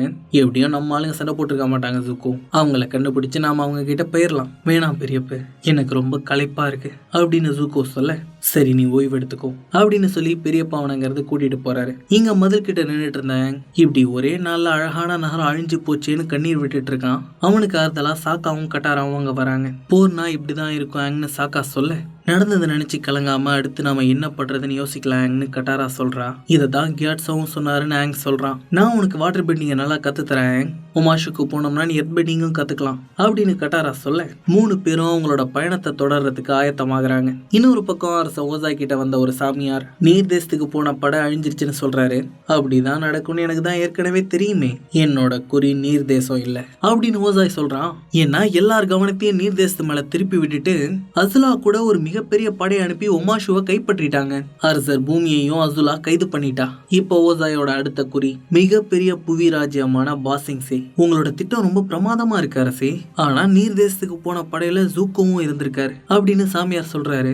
சில நேரம் நம்மள பலப்படுத்தணும்னா பலவீனமானதை தியாகம் பண்ணி தான் ஆகணும் அப்படின்னு ஓசாய் சொல்றான். அப்ப உங்ககிட்ட ஒரு முக்கியமான விஷயத்த காட்டணும்னு சொல்லி கூட்டிட்டு வந்த சாமியார் இன்னும் சில நாட்கள்ல சோசின் வால் நட்சத்திரம் திரும்ப வரப்போறதா சொல்றாரு. அதை வச்சு மொத்த உலகத்தையும் கைப்பற்றிடலான்னு ஓசாய் நினைக்கிறான். இப்போ சோசின் வால் நட்சத்திரம் வரத்துக்குள்ள ஆங் மத்த பூதங்களை கட்டுப்படுத்த கத்துப்பானா. அவன் எப்படி ஓசாயோட அதிகார வெறிக்கு முற்றுப்புள்ளி வைக்க போறான், இதுக்கான விடையை காத்திருந்து பார்ப்போம். உங்களுக்கு இந்த வீடியோ பிடிச்சிருக்குன்னு நம்புறேன். பிடிச்சிருந்துச்சுன்னா லைக் பண்ணுங்கள். உங்களோட ஒவ்வொரு லைக்ஸும் எங்களுக்கு புத்துணர்ச்சியை கொடுக்கும். இந்த வீடியோவை ஷேர் பண்ணி எங்களுக்கு சப்போர்ட் பண்ணுங்கள். முக்கியமாக இந்த வீடியோ பற்றின உங்களுடைய கருத்துக்களை கமெண்ட்ஸில் பதிவு பண்ணுங்கள். நம்ம சேனலை சப்ஸ்கிரைப் பண்ணுங்கள். அதோட பெல் ஐக்கானையும் ப்ரெஸ் பண்ணுங்கள். எங்களோட நோட்டிஃபிகேஷன் முதல்ல உங்களுக்கு கிடைக்கிறதுக்கு எங்களை சோஷியல் மீடியாலையும் ஃபாலோ பண்ணுங்கள். அதுக்கான லிங்க்ஸ் டிஸ்கிரிப்ஷனில் இருக்குது.